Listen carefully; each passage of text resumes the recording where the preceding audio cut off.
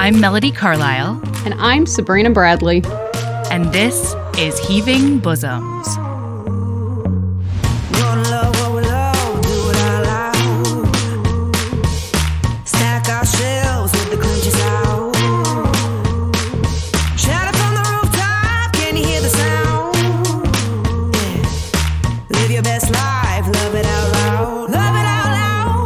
This is the podcast where best friends recap romance novels and other kissing media that makes us swoon, snark, and refills our cups. Whether you've read the book or are coming in blind, we'll lay bare every delicious scene and revel in the tropes and subgenres that make romance amazing. All right, listener, strap in and strap on. Headphones are highly recommended.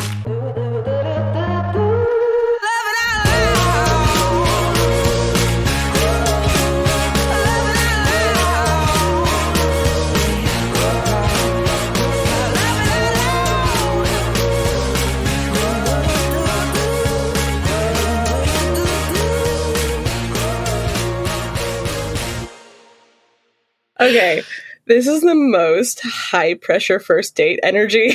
I realized I was like, I had all these nerves approaching this date. I was so excited, but I'm so nervous. But then I'm also like, will she like me? Will I be funny? Will I fail to be funny? Look, man, we've met before. Highest? We've hung out before a little bit. Ish. Yeah. Not really. You came to that book club, and don't think I didn't spend every single moment paying attention to you and no one else. Oh my God, those delicious lies. That's tastier than my coffee. Tell me another one. Hold on. I want to... No, but really, though, I was so excited that you were there that I was like, when's Nick going to talk? This is the best day of my life. I think we can go. I just finished. What? No cuddling after? Come on, man. I just didn't want to overstay my welcome. Oh, my God. Y'all, Nick is here. Nick is the best. Nick is famous for her many things, but one of them was a cross-country road trip in which she almost exclusively wore a fashion hat. I'm not wearing a fashion hat. What's wrong with me? I also considered putting on makeup for you, but then I was like, why not just shiny SPF so that the light makes it appear as though I made an effort? Yeah. I didn't even do that. I'm so sorry. Oh, I'm are so you kidding? Sorry. I couldn't handle anything better than this. I was already...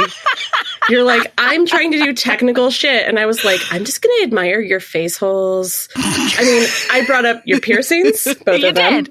Your nostrils. Also, there are 2 of those. So we're going to count that as 4 compliments separately. I've got nice nostrils. I'm not going to lie to you. You give good nostril. I know you've probably heard that a million times. But I wanted to chip in to that bank where you can later call on. I'm having a bad day and just like bring myself back to nostril compliments. Oh my gosh, yes. I give good nostril. Nick, you give good recommendation is what you give. Oh my God. I had a nightmare that you didn't like the book and I was like, okay, good. I've lived through it. So the worst case scenario has already happened in my mind's eye. It's like, what if she hates it? So listen, I told you that I already read Choosing Theo forever ago, like when it came out. But then, podcast reading gets in the way and I couldn't go back to the series. So, listener, she chose Saving Verakko, and boy, did I not only read that twice, she has it in paperback. Oh. I'm so sorry, Victoria Aveline. I have not opened it, but I did buy it, so you did get a tiny bit of money. Less money than you should have, but a tiny bit of money. We've supported you. Queen. Yeah. So I read this twice, and I read Freeing Luca and Tempting Auzed. Wait, what the fuck? Are you serious? I'm serious. God. And I'm probably also going to end up reading... gerund verb? Which hamaha? I said, what's Feho's gerund verb? Using Feho. Using Feho. Using him. Ooh, Vanessa's going to use him so good. Ugh. Oh my God, this energy is the best thing that's ever happened to me. Have you read any of the other ones? Oh, Yes. Okay, all of cool. them. Cool. All of them. Cool. I have not finished the novella because it requires also Stephen Dexter. The way I first experienced these was audiobook. I exclusively read them in audio. Really? Mm-hmm. Oh my God. Like finding a male audio reader that manages that balance. I'm just like, these books are a unicorn and that audio reader is a unicorn. Absolutely. So I've just recommended anytime someone's like, I'm in a slump or like, I feel no joy or whatever. I'm just like, I need to masturbate and I don't know how. And I'm like, this one will inspire you. It's fine. It'll do all the things you need. I was going to say, I was rereading it. I've read it so many times, listened to it so many times.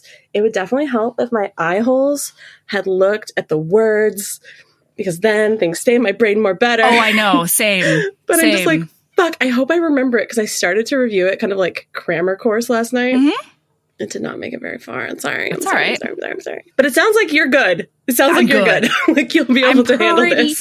Pretty good. Like, Yay. listen, listener knows that like we probably aren't going to get everything in the correct order, you know, but we will get most of the important stuff and we will say it out loud. And that's really what you can expect from podcast. Yes. Can we do like a fan group before we start plotting, which we probably should, about Sabrina? I just want to like say publicly that you guys, if you have not had even like a one sentence exchange with Sabrina, you're doing it wrong. So I was obsessed with Sabrina back when I had enough time and energy to Facebook. Oh my God, Facebook is exhausting. Once I had to do it for work, I had no idea how you guys managed to maintain a Facebook group. Like, I nearly had a nervous breakdown and I had to give it away. That's what happened to me. That really answers it. That really answers it. Anyway, once I had to do it for work, I was just like, I could never Facebook again. Like I will pop in like a creepy little mole covered in dirt. And I'm just like, what's going on? And I'm like, oh, nothing that I want to be part of. Never mind. Bye. Yep. I thought I wanted to. It turns out I don't. But like, I miss HB Land. Same. And, you know, the Sabrinas of the world are like hard to reach when I don't want to Facebook. But I know. We did WhatsApp for a while. Well, at least you're getting more of her on podcast now. That's good. I know. I'm like, I can do friendship one-sided.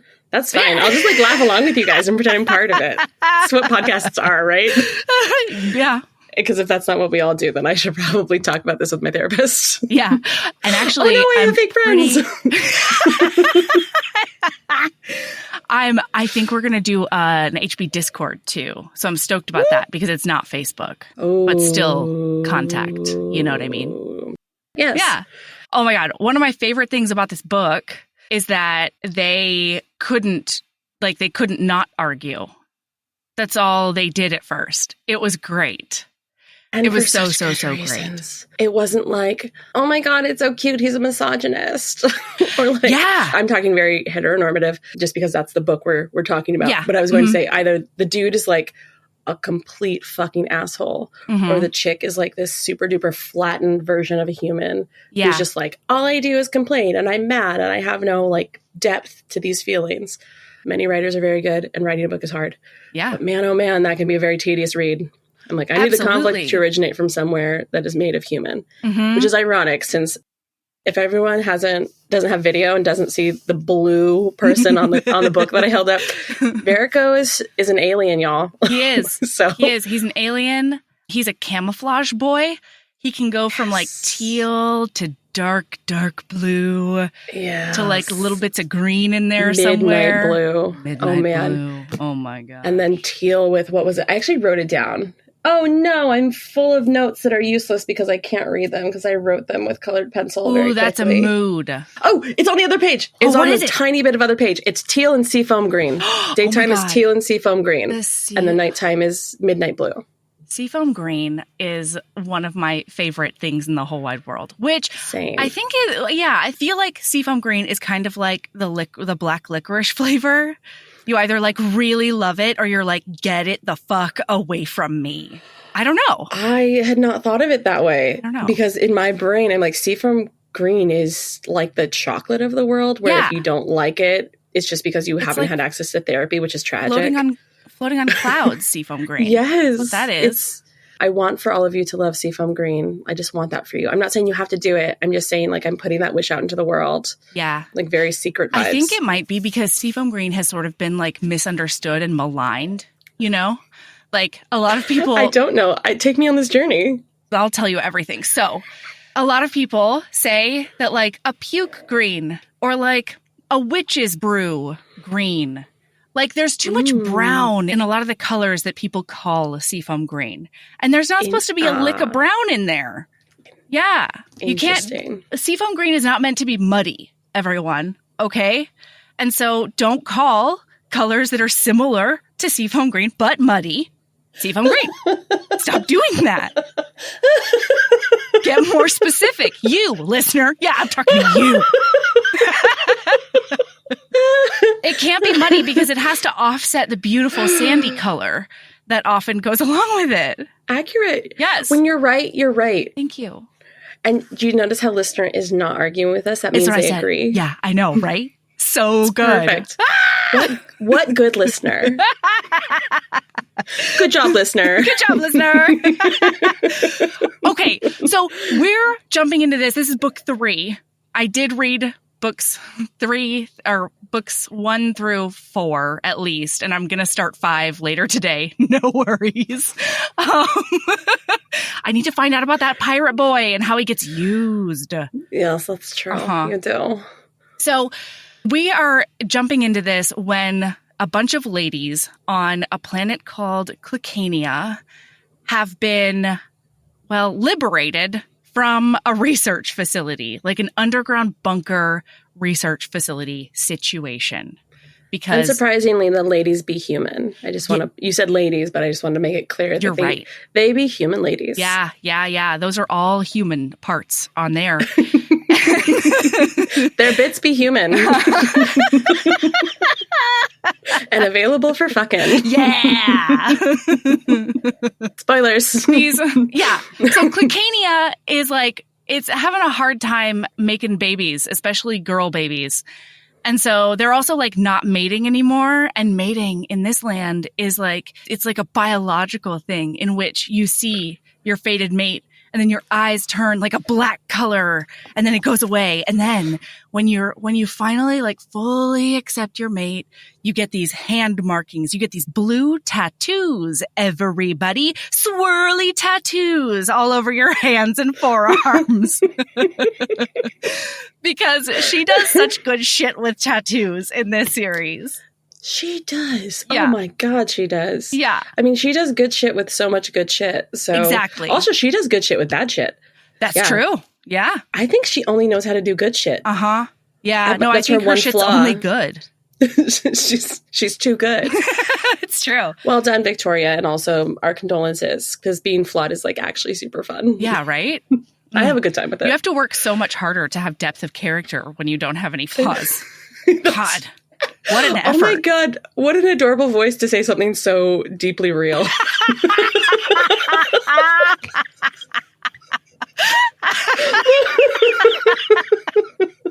Oh my God. Okay, so listen, they're liberated and there's like 6 of them or something.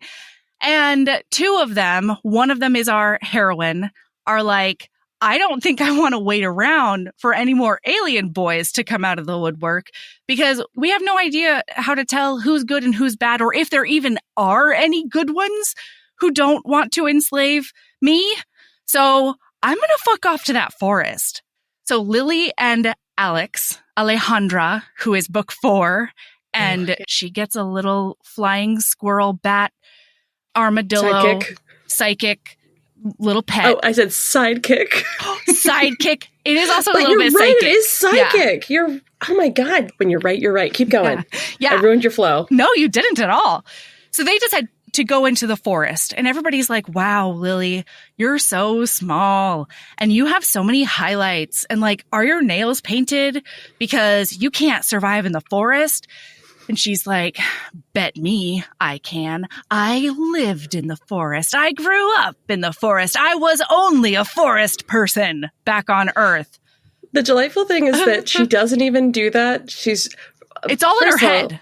Yum, because she's so quietly self-assured. Yeah. But the other part is thinking of Alejandra, who is like such a kind of solid character. She ends up being like kind of the dead weight. Mm-hmm. But she's like a lot more determined. She's also the one who starts the talk of like, fuck this. We don't need to wait around. Like, look at these assholes. We don't have an example to know that anyone's not like this. Right. And then Lily's just like, I'll go with you. And I will keep you alive the whole time. I would also be like, I will take fucking anyone. I'm wandering into the forest. I want company. It's fine. But like, there would be a reasonable response to be like, and your resume would be right. What can you do? What are your qualifications? Thank you. Sorry. You're so pretty. I get so worried when you're so pretty. I will like announce this at the grocery store. There, like when I'm like, oh right, I need to like pay you with currency. And sometimes I'll just be like, I'm sorry, I look really pretty today. My brain doesn't work. It's so hard to function when you're this pretty. My hair looked like shit yesterday. I was on it. I was so competent. Yeah. So like, it's just like rolling the dice with me. I can be super fun or I can be super shiny. You gotta pick. We've got not have both. But it's fine. Everyone seems to take it well. Anyway, keep going. Definitely. But Lily's parents were Bear Grylls. Or something. I don't know that reference, but I believe you. And yes, he had a show on a something that was like survive out in the wild with Bear Grylls. I heard of a name. Gotcha. They were the stars of their very own Naked and Afraid, except they did actually have clothes on. Not what I've heard of. And that's what they did their whole life. She never went to school. Like she was homeschooled by her parents who would like take random trips. In the forest. Yeah. They would take random trips to like different outbacks around the world, which like, how did they fund outbacks? I don't know. Same question. I had the same question. Forest. Why fund outbacks? You know how to identify edible nuts. What else do you need? Yeah. Well, I mean, I mean, where I fucked up in life is really my issue. How they get into Australia is my question. Right. Yeah, that is a very difficult one to reach without oodles of money. Yeah, where are your American dollars coming from is what I'm asking those parents. Anyway. Oh, I don't know. Maybe they were the first YouTubers. Who knows? Oh, there we go. Yeah. They had a video set up the whole time. Yep. All right. We cracked it. Yeah. So she knows how to survive on pretty much any terrain on Earth. And she's just sort of like hoping against hope that will translate to the Clickanian forest / like rainforest, like jungle situation. Yeah. Yeah. It's a, yep. So it's great. We see like a bunch of survival stuff happen. Like they have to purify their water. They find rocks that'll shard properly so that they can have a sharp edge. That was such a competency. Yeah. Oh, she makes herself a bow drill to start fires. Yes. Fires and on both of us know what that is, green. so like we feel really impressed. I actually do know what that is. I believe you. I was just trying to ride your coattails. I have used one before. You said it with such confidence. Yeah, it's those things where you use it. Right, I forgot. You grew up in the eastern part of Oregon, right? I grew up in the western part of Oregon. We can't do shit. Yeah, I know how to find different coffee shops. That's fine. No, I can find a non-Starbucks. Southern Oregon. So I was like, I know it was one of the places where, you know. Yeah. No, you do sometimes have to know how to do things in Southern Oregon. Yeah. Well, I'm impressed either way. Thank you. Thank you so much. You're welcome. So they do all of that and like they're like getting to know each other. It's very cute, but like this isn't about Alex and Lily, unfortunately. You know, she could have gone sapphic. It is for chapter 1. Yeah. It's a beautiful like romance. Yeah. Between friends for chapter 1. And then my note at the end of chapter 1 is getting separated. And then in parentheses, oh, hi, book 4, fork in the plot. Yeah, exactly. Alex goes off to find her hot blonde. Mm-hmm. Oh my God. Her hot blonde. He is hot. I'm going to give him that at the very least. Owzed. Owzed is hot. Yes. Yeah. Yeah. So they they fall in the river is what happens. They do a big trip and fall into a big rushing river and then they get separated. I don't have to laugh silently. I don't have to laugh separately. Hold on, I must separate myself from you so I can have mirth. I must do this alone. No one can see. I keep trying to not interrupt you. It's like a very... I'll get used to it. It's fine. Keep going. Please interrupt me. This You're is your nailing podcast this. It's like today. you're a pro. Oh, yes, totally. This is your podcast. So, okay. So she gets out and she's like on her own now trying to find Alex because they said they were going to try to meet up again. Meanwhile, actually, can I pause us at that scene? Because it's one of my faves. Because basically Alex slips over an edge. Yeah. And Lily grabs her hand and it's just so cinematic. It's one of the more cinematic moments of the book. And Alex is dangling over the side and Lily has her, but realizes, which I've been not in this situation, obviously, but in similar situations, I feel like everyone has been in this kind of vibe where you're like, oh, fuck. I have salvaged the situation for the moment, but just realizing you've become part of the disaster and there's no fixing it. Oh, yeah. And you just have to be like, you just have to prepare the other person. Where you're just like, here's what's going to happen. Curl into a ball. Yeah. Like, just trying to give like... Put your feet downstream, Alex. Like, oh my God. Put your feet downstream. Turn over onto your belly. Don't try to stand up. You know, that whole thing. Anyway, so she's like, all right, we're going in together. This is what to do. Yeah. And they go into the river. They're flying down. Lily manages to catch part of a tree that is like downed in the river. So it's going across part of the river. And she climbs up onto the tree and realizes Alex hasn't gone over far enough to catch the edge of the tree. So Lily's like reaching out for her. And she sees this look of determination come over Alex's face. And she flips back over onto her back so she can keep going downriver in the way that Lily told her. And Lily's like yelling after her, like, I'll meet you down. I'll meet you down there, girl. But then she sees Alex go under and then never sees her again. She's too far downriver to see if she came back up, which is just my God, delicious. Delicious. Oh, my heart. Writing. Yeah. So, okay. Meanwhile, all right, we have a big conflict that did happen at the end of book 2 that Verakko, our sexy McHotPants, who might be descended from a snake, he has been attempting to liberate the rest of the ladies who are like maybe all over the world who, Sexy Mick. You were just very slithery. Yeah. He's attempting to liberate ladies, but like in a way that's not very emotional. He's just like, I want to be good at this. I am nerd. I'm sexy nerd. Yeah. He's a hot tech bro is what he is. Yeah. Like a hot, good one. You know, he cares about other people and stuff. It's fine. He kind of doesn't. Not entirely. Not at first, especially. He's very much like, ooh, feelings. I don't know. I don't know about these. I don't know if I want in on this. So he ends up fighting a bunch of Strigi, which are people who have wings.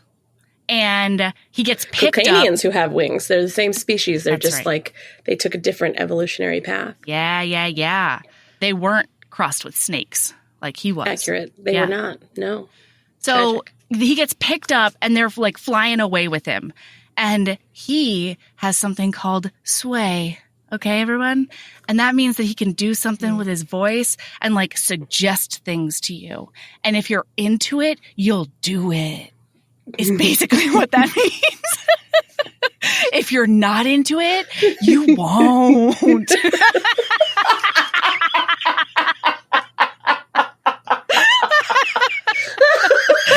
I was like, what the fuck kind of superpower is this? It's just like superpowering like best friend vibes. That is what it struck me as when you're like, when you're good friends with someone. You should totally get those pants. No, that's a great idea. That tattoo will be perfect. It should definitely go right on your face. Yes. It's like it's just that little like, it's a little to make you go over the edge. An edge, admittedly, that you may not have. True. That is fair. Because, for example, the Strigi is, the sway he uses on the Strigi is, man, it's cold up here because like I'm way up high in the clouds. I should go down lower because Verakko wants to be able to drop into the trees, except he's super duper scared of heights. It's okay. Drop that little plot moment. We'll come back to it. Yeah.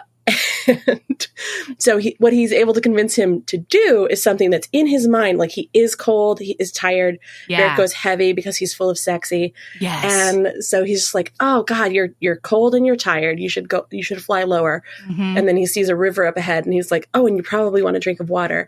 And then he shakes off this way because I assume like he wasn't thirsty. Yeah, I guess. He was like, I'm actually He's like, not I'm parched. not thirsty at all. Thank you. You should have tried You Need to Pee because I do. Right? Know your audience, sir. Strigies are notoriously hydrated. Wings, hydration. That's the thing we know about the Strigy. Yeah, exactly. And that's really all we need to know, unless there's a sexy book about it. Victoria, get a hold of us. Yeah. Hey, listen, Victoria, I won't say no to it. You know, I will read that. I most likely would say yes to any and all things Victoria wanted to deliver into my face. Same. Yeah. So he gets dropped. Because he does a fight on this Strigy afterwards, and he puts him in like a leg clamp, I feel like. He gets in between those burly thighs, I feel like. And he does like a full, ab tuck up to get his legs wrapped around. Dare you. Very sexy, I assume. I did kind of go really fast through that part because he was about to meet Lily, so Yeah. I cared, Yeah. but only so much. Like, you understood it was a vehicle to get to the I next did. point. Yeah. I did. Because he gets dropped like on his head, okay? He goes ka-tonk, ka-tonk, ka-tonk through the trees and I think he lands. gets dropped on all of his parts because it's like clang, cling, Yeah, plunk. yeah, that's true. That's true. And Yeah. then it's lights out. Ooh. And Lily's right there. And she's like, oh shit, people are falling from the sky. Oh no. He doesn't look like any of the dudes that had me captive, but a lot of the dudes who had me captive did have wings. So like maybe he was with one of the dudes. Oh no, what am I going to do? And she's like, I'm a good person. I can't just cosh him over the head and make him die more. So I guess I'll make him better. And she goes over to him. Are you skipping over this? Okay, No. sorry. I thought you were skipping over the sexiness. No. Go. So good at sexiness. I shouldn't have doubted you. So she goes Sexiness over to is like him. what you do. I don't know about that. I do. I do know. Thank about you. that. You're welcome. So she goes over to him and she's like inspecting him, and she sees a broad back with his muscles, and she turns him over, and then she sees like a really good face on him, and then she's like, oh no, it's a tooth. It's at least 2 inches long. What am I going to do about tooth? So she's going to inspect it. She's going to inspect it, and she's got her hand hovering over that big sharp tooth. And then he wakes up real quick and he tackles her down to the ground and he hovers over her. Oh, he's on top of her now. And he says, where am I? And she's like, I'm not sure. I'm going to grab my stick and hit you again. And so she does. And we find out from his perspective later that like the reason he woke up is because there was a really pretty lady who was about to touch his fang that has venom in it, and he didn't want would her straight to up kill her. die. It's so sweet, guys. He's like, oh, I don't want you to die, stranger. Yeah, That is sexy romance. that's what I'm saying. From these aliens, that's pretty sexy romance. For sure. Yeah. If you're not their only mate, is he not actively trying to torture or kill her, but he is actively trying to prevent her idiotic death. yes, That's romance. I love it. Yeah, she does knock I him have low out for standards. it, and that's She understandable does, yeah. Which then, I'm like, ooh, who am I the most attracted to? It's a hard call. So that's the journey I was on. too. Yeah. No, absolutely. And so she's like, I'm going to tie him up, and I'm going to treat his wounds a little bit, and then I'm going to interrogate him is what I'm going to do. Oh, yeah. He has a big ol' hole in his side, which is like mildly, it matters, I guess. Yeah. I just don't care. But No. like it is relevant-ish, I guess. Yeah, the reason I don't care is because they've told me so many times how quickly he heals, and like all of them heal and stuff. Yeah, but the point is that she doesn't know that. She So it has is like no the vehicle idea. for a bunch of interaction with the bodies. Yeah. With the bodies. That's why I'm like, I guess we can mention that he has a wound, that she's like, I'm going to put some bandages on this wound, and I'm going to sacrifice some of my precious, precious fucking water Oh, that I spent purify hours like the purifying. most competent human. Oh my God, she's so hot. Seriously. Yeah. So he wakes Anyway. up and he's like, oh, hello there. You were about to touch my tooth. It's a terrible idea.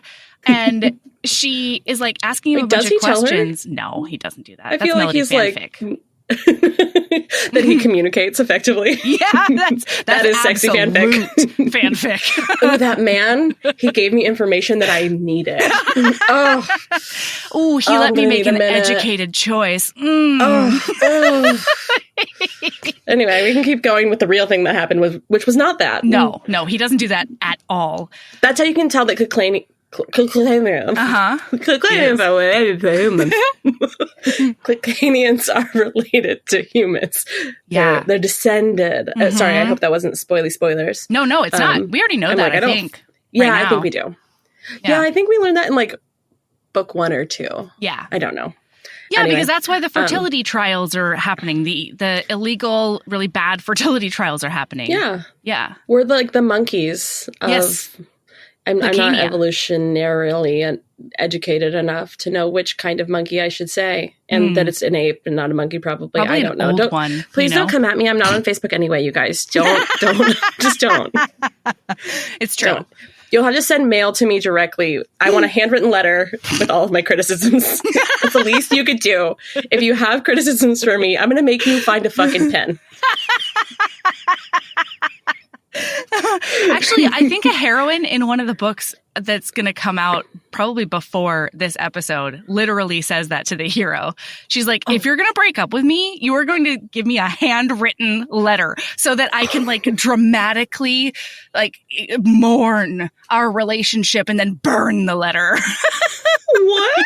I don't know if this is a fever dream or not, but I think it happened. I'm enjoying it no matter what. I don't care where it came from. Yeah. I mean, most books are maybe possibly like start out as a fever dream. I hope so. The best so ones the fever I feel dream like is like the monkey yes. of Clickanians. Right. Does that bring us back? Did I do a good job? You did a great job. What a segue. I would like a virtual pat on the head. So he's like, he wakes up and she's like, who are you? What are you? Why are you? Interrogatory sexiness. That's exactly the one. Yeah. And he says, I'll tell you whatever you want to know as long as you keep me apprised of my eyeballs. Okay? I gotta know. Reminder to listener that if you find your mate, your eyeballs turn black. And also, get on fucking Patreon because I don't remember your gestures being this delicious. Maybe it's just because like I get to see them in real time. But I thought you were mostly like, you give good nostril, but you give good gesture. It's very distracting. Which is why we're here, so it's perfect. Keep going. I will pay close attention to your words and gestures. Absolutely. So then she's like, eyeballs, huh? And he's like, yeah, it has to do with my health is all. Nothing else. Nothing regarding my penis or your vagina, just my health. And she's like, cool sauce. I can do that. Yeah, because if he was like, okay, so let me know about my eyeballs because if they turn black, you are mine forever. I get to keep you like a pet. Uh-huh. This is Clickania. All right? My mom, powerful, very into whatever romance that I want. My mom is a literal queen. Okay? Yes. She's a queen but and so a is queen. Lily. Oh, she truly is. She truly is. Because she's just like, okay, well, I'm not going to tell you a fucking thing. And like, I fixed you or whatever, but you can go fuck yourself, honestly. And he's like, yeah, all right. That does seem to track. That does track. And he finds out like throughout this conversation that she's one of the two humans that fucked off last time and wasn't one of the newly liberated ones. And so he's like, are you kidding me? You're the person who like pulled that stupid move? That's bananas. And she's like, how dare you? You don't know me. And they're both right. Yeah. You don't know me. You don't know the status of my intellect, you dick nose. And she's really offended. And I also don't blame her on this count. No, she's been surviving for 2 weeks in the fucking wilderness and is like traumatized from the idea that her friend might have died. Mm-hmm. And then he's like going to come at her competence. She's like, it's literally all I have left. You need to get off it. Yes, absolutely. So he's like, well, I'm going to come with you because obviously you need a big, strong man. He That's doesn't not say until the that. next morning. But that is, yeah. Then, that's right. Because then she goes it's and very sleeps in a important to me tree. that she climbs into the tree. And he goes, do you usually sleep in trees? And I don't know what she says. I don't know. Don't worry about it or something. None of your business. But then where he's I like, sleep. basically, he's like, but like, what's your name though? And then the Duchess gives him permission to use her first name. That's how the chapter ends after their meet cute chapter, which I loved. Oh my God, you're and totally I thought you right. might have as well. I did. Yeah. The last line of the book is Lily. Oh no, yes, it is, because he goes, sleep well, Lily. Oh yeah, sleep but well, in Lily. sexy Stephen Dexter voice, not in Nick is tired voice. Yeah. So then she gets a terrible night of sleep because she, in fact, does not usually sleep in trees. Accurate. And he gets a terrible night of sleep because he's worried about her falling out of tree. Isn't that how I like listed a couple of things? I'm like, we should just read Victoria Aveline because she is queen. Yes. And I gave you a couple of books and I was like, this one, honestly, the way I can describe it is that like, if you need a sexy man who's going to lose sleep over concern that you're going to fall out of a tree, this is the one. Yeah. You started it by saying, this would be a good one because it is the most perfect book ever, or something like that. Yes, I think I did. I'm so glad I didn't build it up too much and possibly you delivered. Set the ground for, okay, good. Because I was like, that is maybe setting up a friend in a way that is not kind. Nope, it works There's for me. There's nowhere to go but down from like, this is the perfect book. I think I just said, this one, this is the perfect book. So It is. You're right. Maybe it was a test. Anyway, keep going. So then the next morning, he wakes up and she wakes up and he's loose.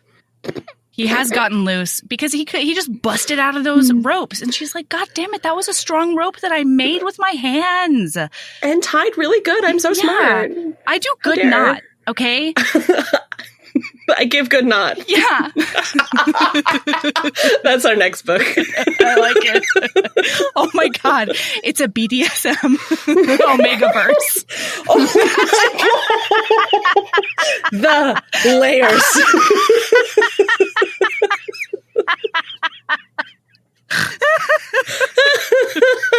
Oh shit. Oh God, I like blew out my voice this weekend and laughing is making it so much worse and I'm glad you could be part of it. / the cause of it. Yeah. So he's like, okay, well, I'm going to go with you. And she's like, you definitely don't need to go with me. In fact, I don't want you to because can you hunt? And he's like, probably.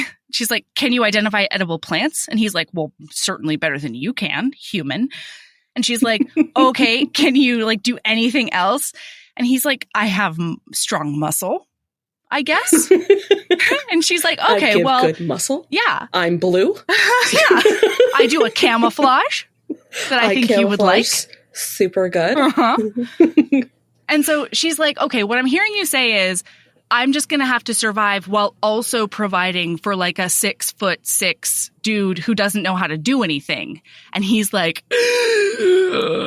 because in Clicania, okay, the dudes have to provide and care and nurture for the relationship, period, the end. They have to do the cooking and the cleaning and the childcare, and they also have to fight and sexual proficiency classes. Just don't want to skip over those too quick. Sexual proficiency is important to me, Melody, and Nick. And to Nick as well. Nick as well. Sexual proficiency would be appreciated. Yeah. Later on to Lily. Lily is like very appreciative of their educational structure. Yeah.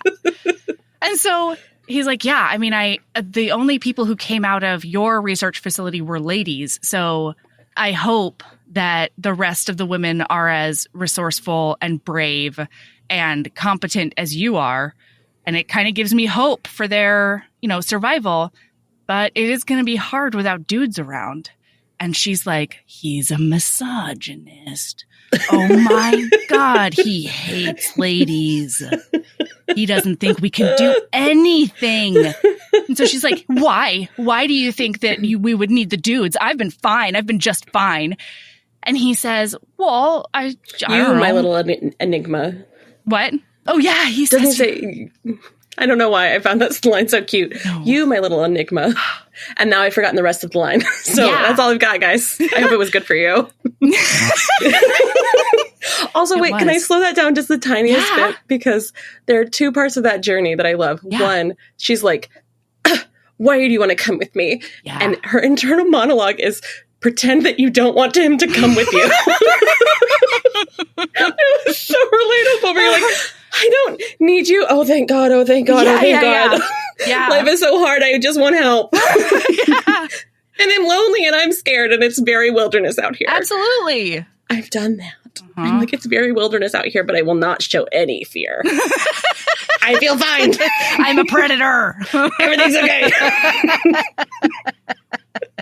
And then the best part is when he is like, your competence and also your loyalty, how dedicated you are to looking for Alex gives me hope for these humans that I haven't actually interacted with that much, because, oh my God, you're so impressive. And she was like, oh my God, like that. Mm-hmm. And she also made the point, which was such a beautiful little like detail, is that it didn't sound like he was trying to give her a compliment. It just sounded like he was stating something. It was just a fact.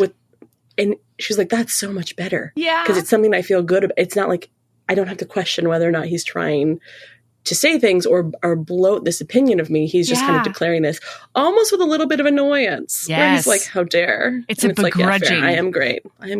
Uh-huh. And then he keeps going. And he's like, but I didn't see many men with them. So like, hopefully everything will be fine. And she's like, the fuck, man. Yeah, like, you were doing so well. Why does this happen? Maybe that was my own process where I'm just like, why does it happen? Where it's like, it's a compliment, but it's like, but tits or whatever. I don't know. And then you're just like, wait, are you awful? Like, are you trying to be great? I'm always poised for like kindness to be followed by something wretched. So it was just a very relatable process for me to read. And then she's like, what the fuck, man? And like, she goes on this big grumpy rant, understandably. Yeah.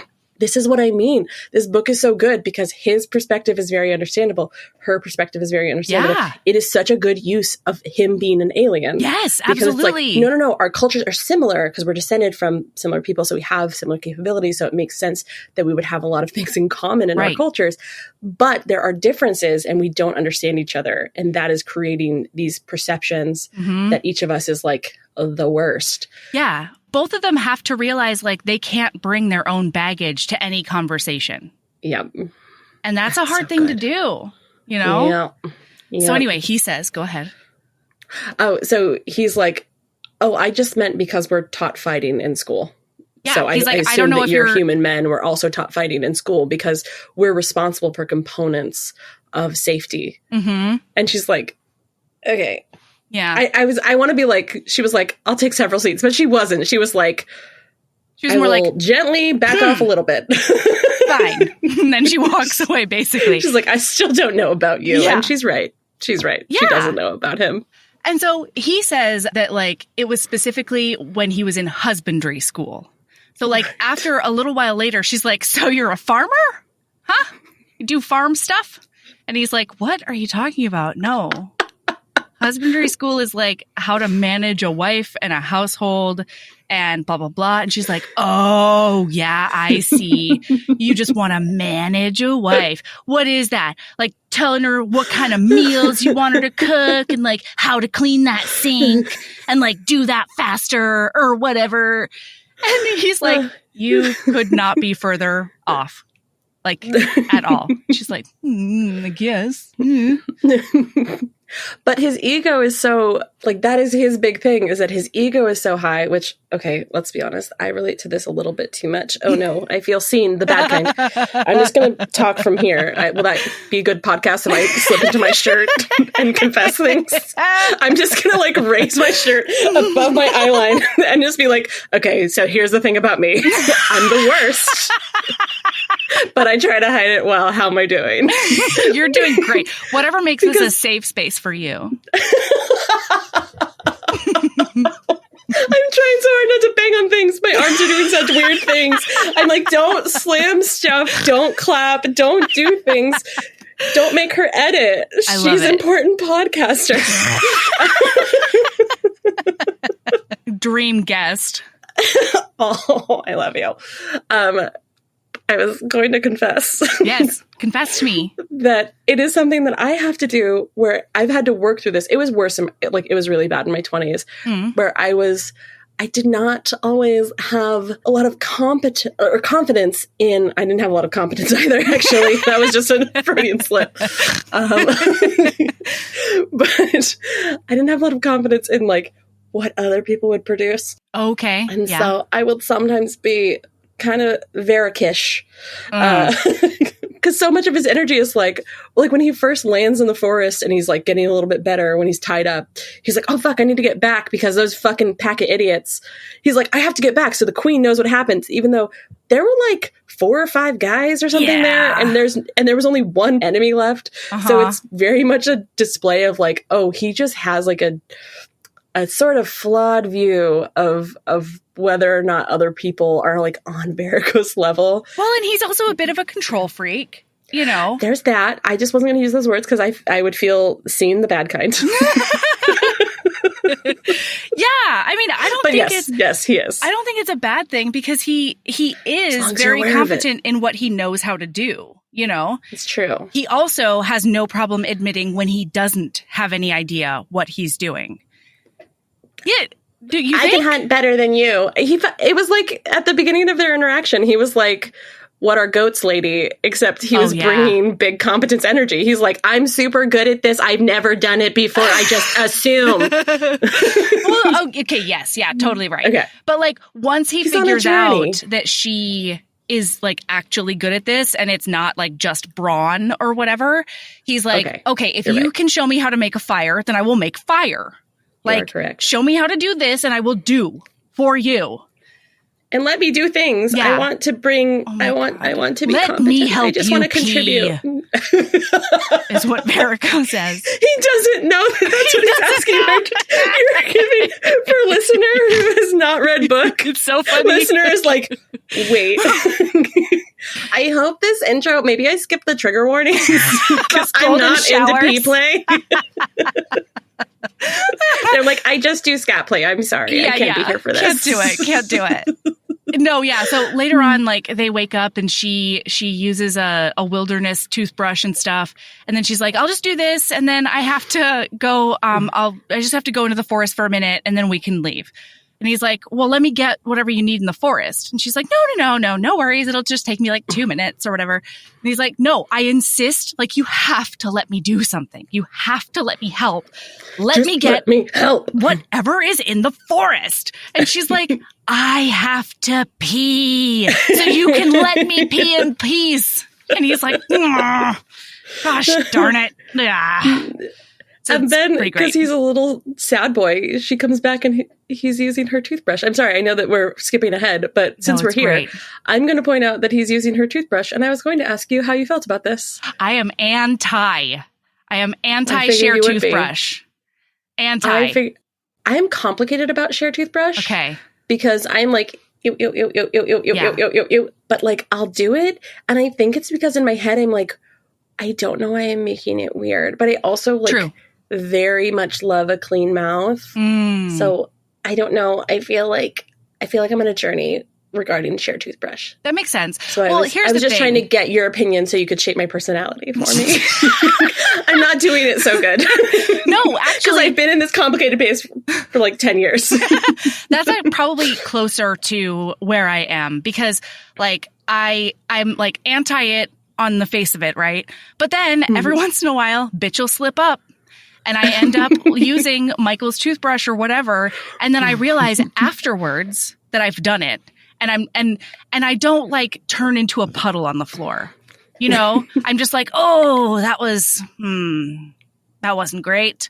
And then I move on with my day, you know? So I know it's not like catastrophic, but on the face of it, we should have 2.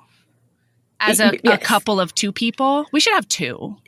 That's true. That's true. But what if that couple of 2 people? See, this is one of the reasons it's an interesting element in this book is because she gets so mad, which is fine, but it does bring a bit of Pris energy because they are in the forest, and that is one where I would sit back and go ew, but like let it happen because I'd also be. It's symbiotic for his mouth to be less gross. Not just because Not of right makeup. now. No. Oh, because breath. How much? Maybe I'm like a face talker. Maybe I'm one of those people who doesn't know I have like an inappropriate closeness. I also have a very good sense of smell, which is the last fucking sense that I would want to be heightened. Oh, but no. I can't create my human experience. Yeah. I have such a good sense of smell. So I will be talking to people and I'm just like, trying not to let. Have I told you that's one of my biggest fears? No. Yeah. Am I just like creating a nightmare for you? No, not quite. It's always for your been brain there. to turn over It's at always night? been there. Okay. Michael also has a very good sense of smell, and it's bullshit. And I don't know how he lives with me. No, but one of my like worst fears is that I smell and I don't know it, and everyone around me know it. Like you know how sometimes you walk into a friend's house when you were a kid and it smelled like soup. You know, yes. I'm constantly afraid that's my house. I'm constantly afraid. Why is it seasoning in here? I'm constantly afraid that I smell terrible, but only I know it. Michael will say, "No, you just smell little human." And I'm like, oh my God. And then I go that shower. Spin doctor needs to take several seats because that was not helpful feedback. Also, Valor Chen is vicious. She is a 4-year-old terrorist, and it's so mean. In what way? Like her feedback? Or is she just like both. A very smelly child and you're worried that she got it from you? Both. Oh, okay. So, this is the journey. Take me on it. Yeah. Take So my hand. she has weird sensory issues about mystery wetness and smell. Okay. And which doesn't help when you have a very perma-sweaty mother. Like, she's always touching me. She's like, "Oh, you're wet. It's so gross, Mom." And then, like, I'll like have coffee breath, or like, you know, something will happen, and she'll be like, "Oh, Mom, oh, you smell bad. Oh, Mom, why you smell like that? Ugh." I mean, I kind of do love this energy from an AFAB, though. Meanwhile, she has the smelliest butt in this house, okay? Oh my. She did get that from me, but she can stink a room out, okay? And it's like, have a seat, ma'am. This is a glass house situation, okay? Shut your mouth. Take several seats, my child. Yeah, that's right. That's right. Get out of here. Yeah. Okay. Anyway. I actually really enjoyed that smell journey. I will say also my worst fear. I'm always worried I'm a stinky kitten. Yeah. And I do not trust people. The other day I went, it was a few weeks ago. Quick story. Yeah, please. I snapped. Oh no. You're fine. I went out to like a bar after a thing and I was like with all of these new people. It was like a new social situation. Everyone was so nice and lovely and kind. And I was like, oh my God, these are like the best people I've ever met, I think. Mm-hmm. And then I got home and there was a little bit of barbecue sauce on my face. Right here for anybody looking at the video. So it's not like it's somewhere kind of covert. It is like part in the middle of your cheek. My expression. It is part of my soul now. It is basically a nose made of barbecue sauce. Yeah. It's a dimple of barbecue sauce. And I was like, those fuckers. Yeah. I take back every nice thing. I take back all of the good feelings I had. I was so upset. I was like, all right, I can't, if I have bad breath, these people will not tell me. Okay, good to know. Yeah, I don't think anybody's going to be honest with me. So I'm like, I know I smell. I know I do. I know certain people who will be honest with me, but I'm not around them enough. Yeah, that's fair.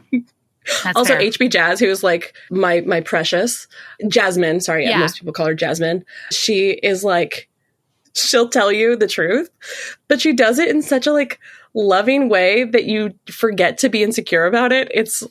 So, but I don't get to spend enough time around Jazz. She'll just be like, "Oh, sweetie, do you have a thing? Like, let's get you fixed up." I love it. So, okay, what happens now? Even are we? They keep going in that forest, and they're after their forest meet cute. I'm on the second page of my notes, but they run out very quickly. Excellent. So Excellent. I'm going to take us so far. So then she asks about husbandry school, and he's like, it's the opposite of misogyny. And she's like, interesting. And then he basically explains that their society is a matriarchy. And he says enough to where she's like, oh, I'm an idiot. He might be egotistical and whatever, but he's not a misogynist. So, okay. Because her internal monologue the whole time has been like, yeah, this might be miserable for me, but he has to learn from a lady. So I bet it's even worse for him. And it's not true. It's just that he's really gruff because he feels useless. And the whole like point of view in their society, because there's like 20 men to every woman, is you need to bring some shit to the table or you are useless, period, the end. And you're not eligible for marriage. It's like living as a dating profile.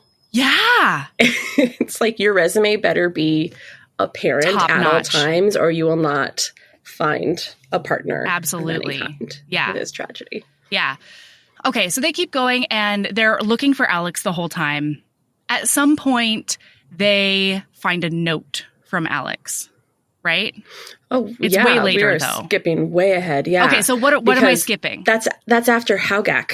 Do you remember Haugak? No, I don't remember how Oh my God, that word, it was the moment I was like, I think I'm in love with Victoria Aveline.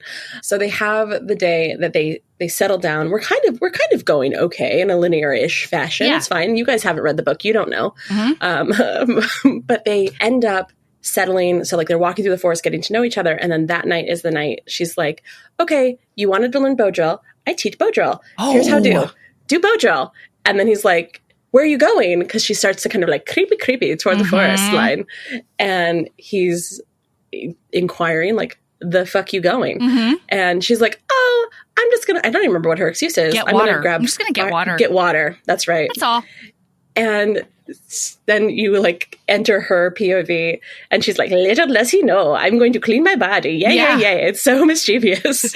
Well, because she's like, it took me forever to learn how to use a bow drill. So he's going to be busy for a minute. Right. Yes. She's like, he's not going to figure it out before the end of the night. So I'm going to get back. He's going to be frustrated. I'm going to be clean and I'm going to get to be a hero. So great. This is amazing. And maybe a little bit of a victory lap. Like, yeah, bro. Yeah. Look what I've been doing. So she starts to, I kind of love the detail of she starts to wander into the water with her clothes as she normally does. And then she's like, wait, I was abducted in a white shirt. This will not be the most functional option. So she removes, Victoria Aveline. Sorry, I keep saying your name, but it's like a chant because you're my God. But it's because I'm like, oh my God, I just love how well she constructs the reasons that all of this shit is happening. Yeah. Because she removes her clothing so that she doesn't have to go back in like a wet white shirt. Right. So she's in the little lake naked and I don't know. She's probably having some kind of internal monologue that's super relevant and wonderful, but I've forgotten it. So we're going to move on to the point where Verakko just like appears out of the trees with a torch because like night is, it's like dusk or so or something. And that's why he was worried about where she was going. He's like, it's getting very dark. Yeah. You're so good at plot. You give good plot. But he shows up with a torch and she's like, first of all, she's like, I am naked. I am naked. Oh, no. But then she's like, that fucker, how did he manage to make fire? Yeah. How dare? And then we get his internal monologue and he's like, I'm not going to tell her how fucking hard it was to figure that out. But I have a renewed respect for the ease with which he uses this fucking thing. Yeah. So it's adorable. They're both having like a competency boner of bitterness. Yeah. It's so true. A bitter competency boner. It's so funny. I love the nuance of it. And then he's like, well, I guess I'll get clean too. And she's like, no, go back, go away. I am naked. And he's like, why are you the only person who gets to get clean / naked? And so, yeah, she like turns her back as he's undressing and he jumps into the water. And then I assume Melody has this memorized. Yeah, he goes swimming and swimming and swimming. And she's like looking around being like, where's he going to pop up? Oh no. Oh no. Is he looking at my body underwater? Oh no. And he pops up and he's like, oh, hello there. And he's behind her. She's like, bah! And so she turns around. They end up like flirting a little bit. And do they talk about anything important in the water? I don't think so. I don't know. At one point, like my brain paints pictures. So that's what I was really focused on. No, same. Well, so she goes underwater at some point. In water. Yeah. Yeah. He did not peek under the water, even though he could have, because he has a second lid like a cat. Yeah. but she goes under the water and tries to peek, but the water's too murky. Yeah. And then You fucking pervert. How dare you? And then she comes up and he's like, did you get a good look? How was it down there? And she's like, I wouldn't ever. I would never look. I just really didn't cross my mind. It's the one thing I'm like, I kind of wish she'd slipped and just been like, I couldn't see anything. Oh, I mean, I didn't look. Which would have been my move, because I'm like compulsively honest, like an idiot. If I'm not on, then I'm normally just going to blurt shit that I shouldn't. That's relatable. Yeah. So he ends up getting out, and then she's like, go back to camp. Goodbye. Go back so I can get dressed. And he's like, you think I couldn't just camouflage and watch you? Like, you're better off with my back turned so that you know I'm not watching. Not that I would, you know. And so she's like, and I don't know if it's internal monologue or said aloud that he's basically just like, I don't want her to walk back through the dark by herself. No. I just want to go with her. Yeah. Which is fair. Super fair. Super fair. So they end up going back, and then, like, at some point, like the next day or something like that, she decides that they should play checkers. Oh, no, it's that night, because they get back. Why? She's following behind him, so he's not really looking at her. They get back, and there's a fire, so there's a little bit more light. And he turns around, and, like, they're talking about who cares what, probably something wonderful and genius. But I'm sorry, there's sexiness happening, and I am distracted. Because she's wearing turns a black around bra. And she's in her white. She's wearing a black bra. So, of course, I mean, her plan was good, I guess, but I didn't know about the black bra situation. Yeah. So it was a little bit like, hey, girl, your bra is gonna get. It's fine, because she was wearing her bra, I think, in the lake. I don't remember. Because then her shirt gets wet because her bra is wet. And No. She's not wearing it, remember? Because this was also sexy. Two things were sexy. One. Oh. When he comes to the shore, I'm so sorry, listener. How dare I? You're right. When he comes to the shore, he picks up her bra and he's like, I have never seen underwear like this, underclothing or whatever he says. And then he like puts it back where she was. And then in the drink, she's like trying to rinse her hair without putting her tits up over the water. And I just loved all of it. I loved all of it. That is a very good correction. We should not miss the part, because there is just such a thing to that, such a relatable thing to that, where it's like, oh no, they're seeing my undergarments and I have sexy feelings about them, and I don't know if they have sexy feelings about me. So for them, it might just be like, look at thing, and I'm just like, makes me think of genitals. And you're like, it touches my nipples all the time. What? Oh, that doesn't matter to me. Or anyone. I feel fine about this. I feel normal feelings about this. I will not accept follow-up questions. But there are I no just want to tingles register anywhere. that I feel fine about this. I feel totally normal. Don't listen to my voice. I just have a frog in my throat because I'm in the lake. Yeah. Sorry. So he sees the black bra. Then what happens, Nick? You're right. So he sees the black bra and they're in the middle of a conversation and he's like, and she's like, okay, I know. We're just going to have to be adults about this. And he goes, I'm going to go hunt. And he just turns and goes into the forest. And she's like, wait, what the fuck? It's dark and dangerous. And he's like, camouflage, remember? It's fine. Yeah. I'm midnight blue and sexy. So he goes into the forest and then the next chapter, I believe, opens and it's like 2 hours later. Yeah. She's fuming because he's not back and she's worried. Yeah. And then she starts, this is a part where she starts thinking about, it's just kind of sweet, so I will include it. Please. Because I remember that she starts thinking about Alex, and she's like, oh, yeah. I'm running from the potential knowledge that she could be gone. Like, we haven't found any evidence of her, and it's possible. I might cry. Oh, my God. I know. I'm in a very emotional place. It's fine. I like that. I love how much I say it's fine for other people. I'm like, it's fine. It's like I'm telling you how it's going to be. Like, you're going to be fine with this. If I cry, you're going to be perfecally comfortable and not make me feel weird. I will be. I believe in you. I'm just saying, like, this is an energy that maybe I should not always bring as a default. Moving on. Introspection is for later. It's fine. So she starts thinking about Alex and like that knowledge sinking in that it's possible that she didn't make it. Yeah. And she starts to cry and just feel really overwhelmed by the guilt. And then she's feeling guilty because she's keeping her and Verakko out in the forest and making them, because that's something we didn't include, is when he first found her, he's like, all right, let's turn and go back because we're close to a city. And she's like, fuck that. I have to go downriver. Yeah. And he's like, why? That's dumb and bad. And she was like, fuck you. So that was a fun dynamic that we skipped. It was, but they've been going downriver away from his city, which the Queen of Tremonta has granted the humans a lot of autonomy and rights that are not necessarily going to take place in the other territories. One of those territories being Downriver, which is his home city where his mother is queen. Yeah. And their sense and connection to tradition is just a lot more active and deep-rooted. Yeah. Not deep-rooted, just like they feel it's differently much more about present. Tradition.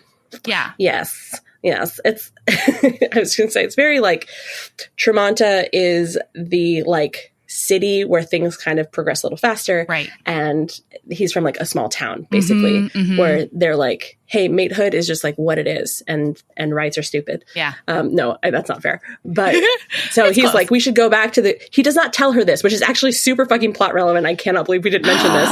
Shoot. Because this becomes the entire conflict. Yeah. Oopsie. I did a big whoops. I'm sorry. I forgot to tell you all of the important things because he's hot and blue. And she's competent and I want to fuck them both. It's fine. They're fictional. It's all right. But yes, so he's like, we could have gone straight back to Tremonta. It was like very close, but going downriver, she doesn't want to tell him why she wants to go downriver initially. Yeah. She doesn't share that with him because first of all, she feels a lot of shame. She feels a lot of stress. And because he made she doesn't know him. Shitty comment about it too. Yeah. She says, I've been fine. And he's like, I heard there were two of you. If you're so fine, where the fuck is she? And she's like, oh, no. And she storms away because she started to cry, which was very, very relatable energy. Yeah. I'm going to stomp away like I'm mad because I'm crying. And how dare you know that I have feelings.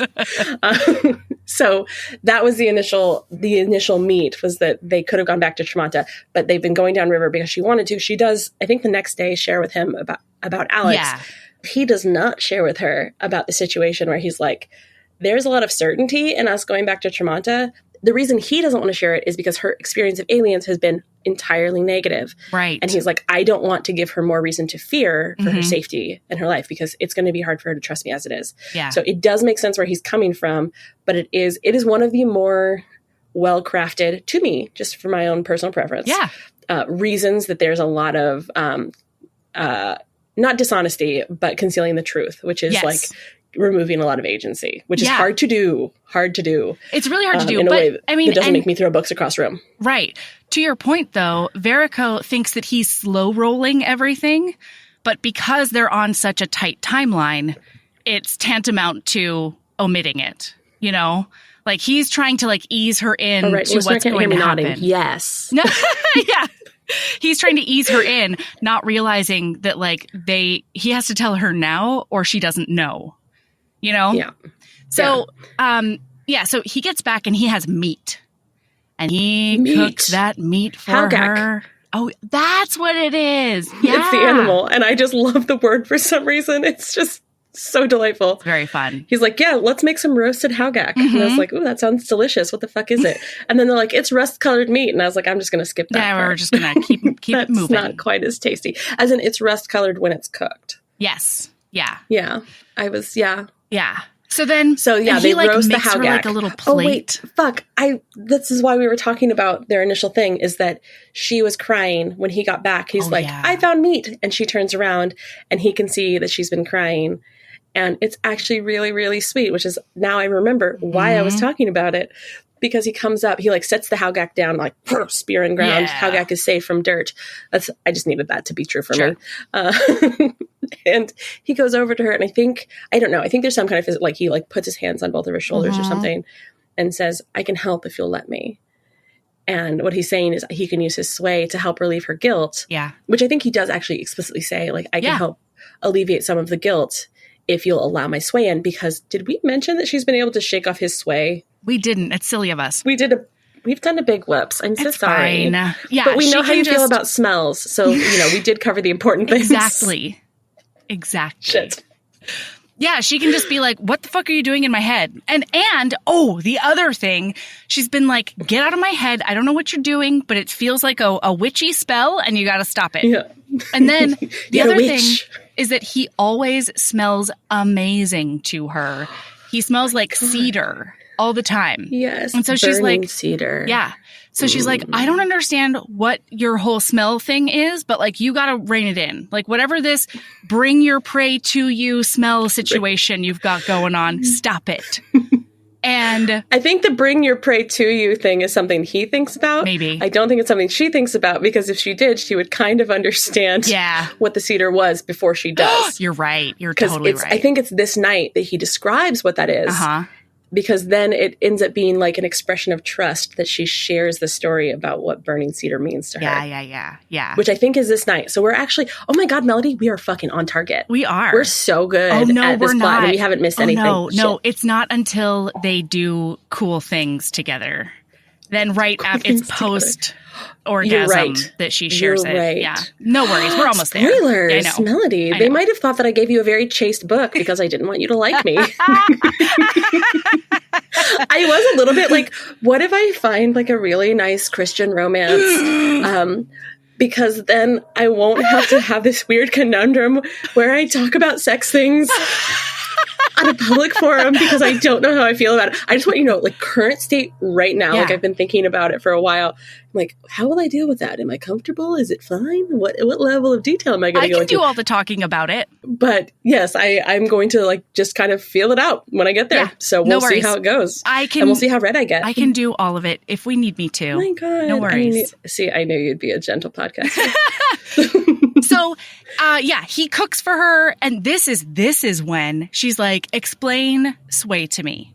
And he's like, okay, I'll he explains it to her. And then she's like, all right, show me. I want to see if you can like actually do it to me. And he's like, well, you've been a weirdo who can shake it off really easily. So I doubt it. You have to like sort of either like, you have to let it in. And she's like, all right, I'll let you in or whatever. Ooh! And so consent boner so hard. I'm just like rock hard through this whole thing. I know. With how much dexterous consent Victoria weaves into this scene. Yeah, absolutely. So she's like, all right, show me. And so he tells her that it's really cold out. Ooh, it's so cold. And she's just freezing. And it gets to the point where she like starts huddling into him. And she's snuggling. Like, Verakko, I'm so cold. Snuggling into his firm. And she crawls into his lap. Yeah. And he's like, oh no, but I love this. And like with their culture, he never thought that he would like cuddle with a wife or a girlfriend or anything. Yeah, we have left out a lot of super relevant things, which is that there has typically, so they have marriages, but there is a lot of very wise manufactured emotional distance. Even in book one does this really great thing where they talk about the fact that wives do not interact with pets. Right. Because it is one more thing that they will have to leave, because marriages are short-term contracts meant for procreation because women are so rare on this planet. So they have short contracts with different partners so that they can try to procreate and then to continue the line, which how does this not lead to like serious incest problems? Right. But then they go with, like their contract ends and they can either extend it if like maybe they're having some success and they want to try for another child, or they haven't, or they just like each other. Like you can kind of extend it. There's also really interesting things. Read the books, people. Read the books. Because in book 4, they go into a bunch of the complications about if you continue your contract, like sort of indefinitely and you become like an ostracized woman. Divisty? Yeah, I think that's the word. You're a divisty? No, it's not a divisty. That's not it? That's a Ruby Dixon sheep cow. Yes, it is. I'm sorry. I'm getting my very talented writers mixed up. No, it's something like that. I would love it if they were just like, you're a ram. You're a sheep cow. You're an alien sheep. Damn it. Now I'm going to have to look that up. Also, this might be a good time for us to mention, because I don't think we have yet, that he is under contract. They have not started their marriage, but the contract has been negotiated. Yeah. So that is the big. He's getting married in 2 weeks. Daisy. Yep. And so like now, not with any connection, like they don't even know each other, but his mother in his city. Yeah, in Mithrandir. Yeah. In Mithrandir, the matriarchs negotiate the contracts with potential wives. And I think what he says is, because at one point she's like, oh, when he tells her about that, because he does tell her about the basic setup, like this is how things function here, which is another thing that's very relevant, because another thing that's super lovable about Lily is that she's in her inner, she fucks it up a lot, which is also relatable. Yeah. But she, in her inner monologue, is constantly like, I know better. My parents really gave me a good sense of like, you cannot come into another culture and think you understand it enough to pass judgment. Yeah. So I need to like not judge this culture that I'm not part of and I don't understand, which is lovely. And it feels like one of the things that's really nice about both of these inner monologues is they're very safe brains to the end, which is another reason I listen to this book over and over, and it's the perfect book. But he explains that they're short contracts, except he does explain one mating scenario from book 2. You can read that too, where he's like, oh no, that's like that's what humans would call like a love match. They'll be together forever. Yeah, and that's when like the markings show up on the hands and everything, and it hasn't happened in like 100 years or something. But the interesting thing for him is that he's got this sort of niggling feeling that she is special and special to him and maybe his, but it can't be true because his eyes haven't changed. Looking at his hands. No, he's got blank hands. He's just like, my hands are normal and stupid. Yeah. And he's kind of mad about it because I don't have cool tattoos. Damn it. Yeah. Because once he starts liking her and once he can tell she starts liking him, and she might be interested in figuring out like a relationship going forward, he's in a really tight spot because he's under contract. That just happened. He's getting married in 2 weeks, but he obviously has no feelings for this woman. And if he breaks the contract, he basically gets like sent off to a work camp for a little while. And the only way... Well, it depends on how you break the contract. Yeah, the only way to legally break the contract is if you show a mating situation. If you recognize your mate. Eyes or hands. Yeah, eyes or hands, exactly. And then if that happens, then he's free and clear. So he's like, I just need to recognize her. And he's like trying to talk his eyeballs into going black, and it's just not working. So after the sway thing, they're snuggling and he's like, okay, I can't do this because it's wrong because I am under contract and all this stuff. And so he's like, yep. So he puts her away and he's like, that's how sway works. Yeah, I told you I can do it. And she's like, oh. And she was like, oh, I thought we were having a moment. Oh, and then we weren't having a moment. And this is embarrassing. Because the entire time he's feeling conflicted about the fact that he's like, I did not mean for this to happen. Like he was trying to do something innocuous by just being like, it's cold out. Yeah, he's worried that he's like accidentally coerced her into touching him. So he's expecting that she'll jump out of his lap. And she's like, oh my gosh, that was crazy. And she's just like in his lap. Because, you know, she thinks they're vibing, and they are. And they are. But it's complicated. It's complicated, girl. But yeah, that's when he's like, yeah, so told you I could do it. Away. And then she's like, oh, fuck. Yeah. Oh, fuck. Oh, this is so humiliating. And then she's like, oh, yep, you did. And then so then they like she's like, grumpily right, sleep. I'm going to go to bed. And she has bad and she dreams. Rolls over, and he's terrible. like, it is cold tonight. If you would, I don't need my shirt if you want it. And she's like, I'm good. Yeah. I'm good. Thanks. Good. But he's just like, I'm trying to, oh, I feel so bad. Oh, I'm so conflicted. Oh no. Yeah. And so then I love the description of her waking up, and she's just like, I wake up to like the waves of humiliation that were just like waiting to crash back over me. Victoria Aveline says it way better. But she's like, she wakes up and she feels that thing, which I assume a lot of people have experienced, where you're like, oh, I'm fucking pissed. I'm in a terrible fucking mood. And the thing she thinks is so wonderful and brilliant and adult, because she's like, oh, I'm not like a safe person. Like I will not be able to moderate. Like what I need right now is just to let myself feel this way and to kind of burn off this mood. And so I don't remember their exact exchange, but she like sits up. She says, and why he's don't clearly we, like, oh. Yeah, she says, why don't we say what's on our minds? And he's like, oh, well, I'm really sorry. And he's about to apologize for like coercing her. And she's like, nope. You don't have to apologize. It's totally fine. I misread the situation. I made a move. You weren't into it. And that's okay. But the other thing that has to be okay is that I'm not.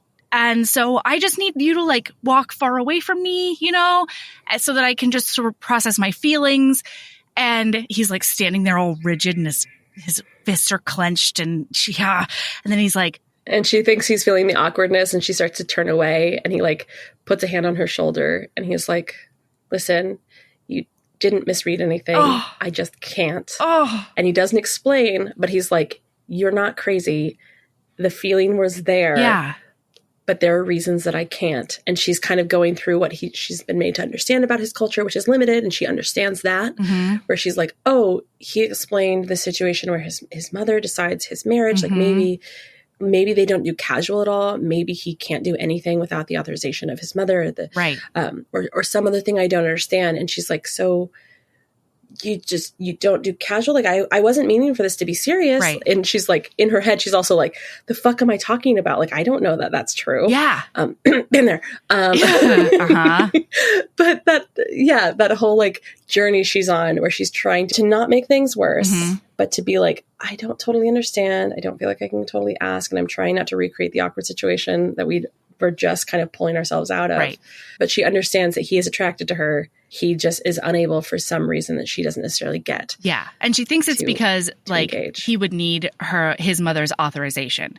So just to sort of like put her emotional journey into a nutshell so that we can like, move through their conflict later on. She's thinking because he would need his mom's authorization that there's no way his mom would ever approve her. And so she's like, okay, so he thinks I'm not good enough to be with him, like in some way. Then she finds out that his mom is the queen of Mithrandir. And she's like, oh, so you're a prince. No wonder he doesn't think I'm good enough. No wonder his mom would never think about entering a contract with me. And so she's like, I literally only have the clothes on my back. I got dropped on this planet with nothing. Yeah. And she's been told that she cannot go home. Right. Not important. Just be aware that she knows that she can't go back to Earth. Or she knows at least that going back to Earth she's like, laws can be changed and laws can be broken. There's currently not a path, but I'm going to kind of put a pin in it and not get too bogged down and not being able to go home. But I understand that that's the current situation. Right. Keep going, Melody. You're doing so well. Oh, thanks. So she's like sort of working through that as they walk. And then they see one of Alex's notes. And it's adorable because he gets totally naked and crosses the river in order to grab the note and bring it back. And Alex has been like, hello, still alive. Hit my head. This sucks. Hit my head. This sucks. It's so funny. I love her. It's so great. I also love that before he gets in the river, he goes, it's okay. You can look. Yeah. I don't mind if you look. Oh, golly. It's really cute. So then they end up they sort of crisscross the river following her notes. And every time they do, he gets totally naked and she rides on his shoulders. He loves having her thighs around his head. She loves putting her vag right on the nape of his neck. They're both into it. Slave to Sensation was the last time that I remember you doing this. I'm just starting to wonder if it's a thing for you. What? Because I was like, I'm going to take several seats because we are nearly 2 hours into our sesh. And I realized that like plot wise, we're not like so far. But I got just totally like walloped over the head by the fact that you had to stop to be like, I just want you guys to know that her thighs are around his head and her vulva is pressing against the back of his head. And I need you guys to know that. They know because it. I knew that. I just wanted to share. You know it now. Yeah. But I think they only crossed the river once because I'm just moving past it. Okay, maybe you're probably right about everything. Listen, always. It doesn't matter. It doesn't matter, honestly. I didn't want us to pass by the Javisti. No, that's just the name of every animal. Yeah. No, there's an attack by a Soundwave monster. Soundwave monster is actually the better way to identify it because then it tells the listener what we're talking about.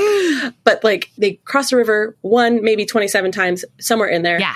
And he hears something that she doesn't hear. Yeah. And he like grabs her and runs, I think, into the middle of the river. Oh yeah. He just jumps. Like so that he leaps into the middle of the river. That's right. Because, and he like has her go ahead. Oh yeah. Because the animal won't go into the river. It hates water. It's like a cat. And so they're both now covered, like their clothes are completely giant saturated. Monster cat. Yeah, Soundwave monster cat. Probably has scales though. Who knows? Little reptilian. And so now they're both totally soaking wet. Also, really quick, while they were over there, he was telling her a story about his childhood and why he's afraid of heights. And that is because he's always been like a little technology tinker man. And when he was a kid, he tried to make a candy stealing drone. called the Bandit. And he was testing it on the 3rd floor, and he did do a slip and fall. And he was testing on the 3rd floor of a building site, not even a building. Yeah. So he did break like 15 bones in his tiny blue body. Where there was no one around to find him for many, many hours. Yeah, it was terrible. Ooh. But he, Bandit 2, it did steal a lot of candy for him. And she was like, oh no, you never got to steal candy. And he was like, I'll have you know the Bandit 2 was very functional and very successful. How dare. Yeah. No, it's actually very cute, but it was funnier to deliver it the way that I did. It's very cute. But yeah, so now we've moved through major plot things. Look at us. Yeah. So when they get to the other side of the river, they're like, well, the only thing to do to survive, is to take off all of our clothes and hang them up to dry and probably sleep naked and probably sleep naked together because body heat. Because it's so cold. Because survival. You guys. Yeah. Cold is a real motivator in the sexy times of this book. So I mean, as fall moves in, it's like rainforest cold. It's gently below comfortable. Yeah, exactly. And they're like, we have to get naked or we'll freeze. We must huddle for warmth. Oh no! Even though earlier in the book she specifically says, I usually get in the lake with my clothes on because the warm air and gusts at night dry my clothes. It's like, you bitches are crafty, manufacturing this moment for yourselves. I appreciate that kind of ingenuity. Same. And slash lies. On the same page the whole time, these two. What a team. So they end up laying down together and he's like, okay, looking isn't too bad. I don't think they're touching, right? No. They lay kind of like they're spooning, but with a tiny bit. So I guess this is a kink for me. You had to stop for the vulva against back of neck. Yeah. Delicious. There's something about feeling the heat of someone near you, but they're not quite touching you. That is very oh, hello. Yeah. Because they lay down, he lays down and she lays in front of him and she can feel the heat of him behind her, but they are not making contact. And so they're both just laying there aware of each other and aware of each other's nakedness. And then it does get to the part that Melody was just referencing where he was like, okay, so he says, I turn can't over, but get onto your back. I want to see you. And she's like, oh, is that okay? That's not one of the hard limits? I thought you weren't allowed to do any sexy things. And he was like, I can look, I just can't touch. Yeah. So then he starts hovering his hand over the parts of her body that he wants to touch. So she gets the heat of his hand. He's doing a sexy Reiki on her. I was going to say, it gave me whatever that Josh Hartnett movie was that was awful. 40 Days and 40 Nights? Oh, I've never seen that. There's a scene?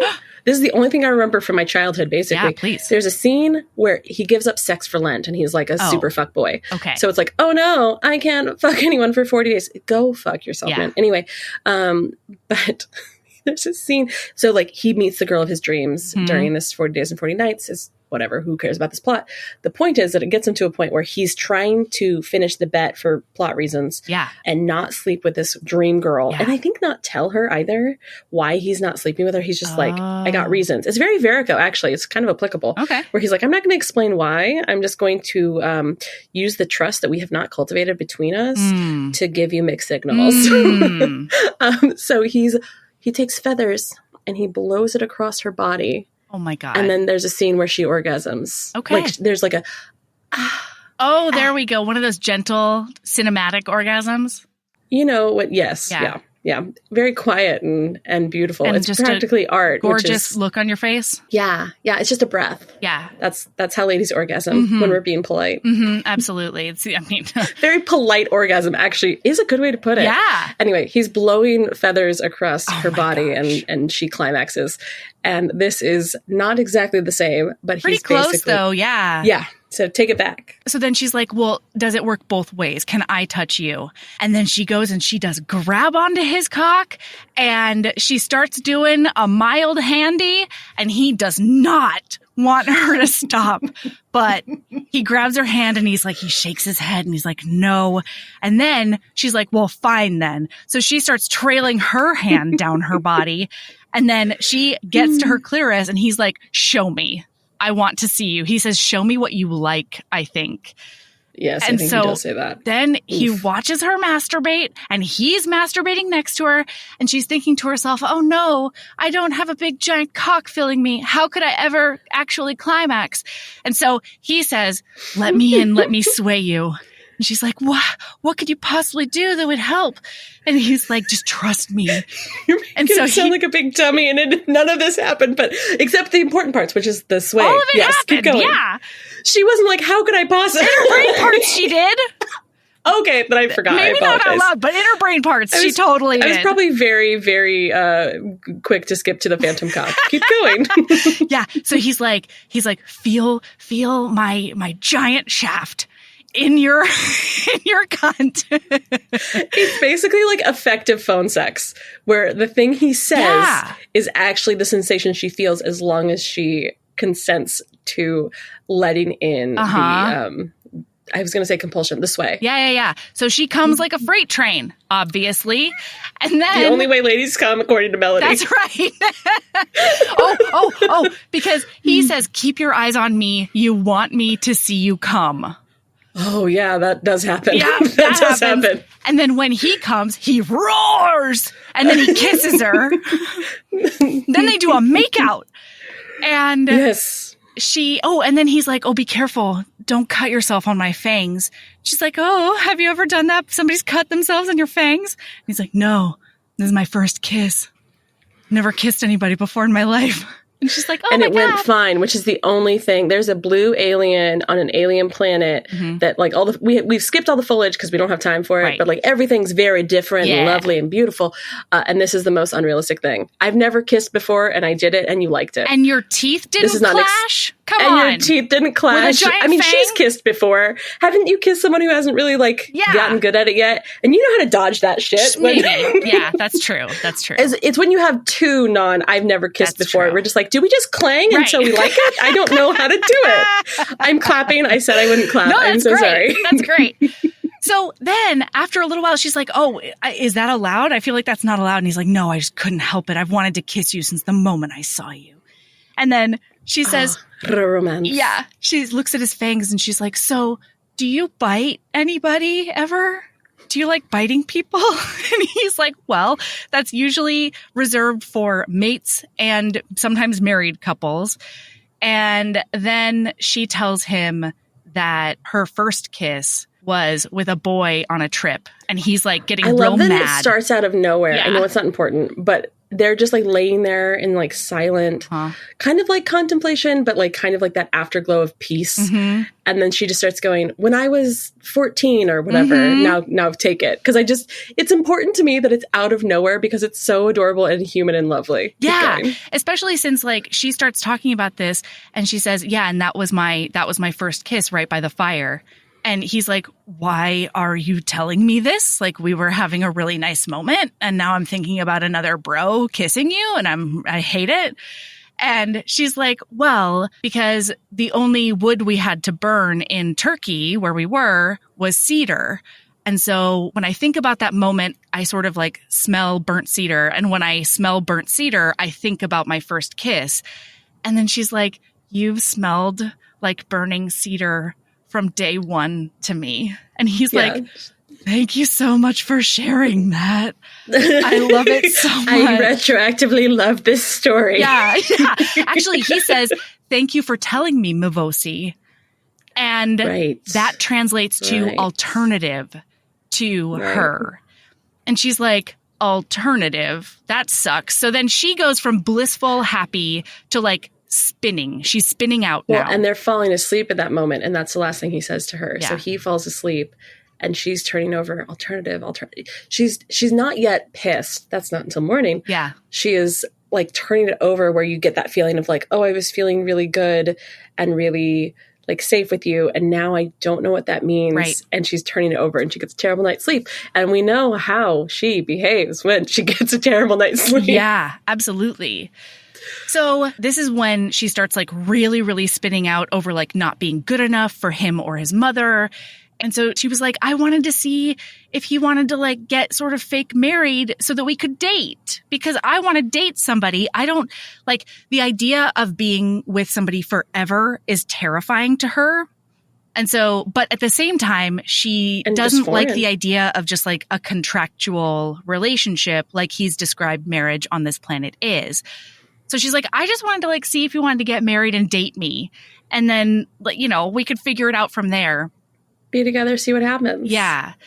So then they get to the point where like they can take like a shortcut. She writes one more note for Alex.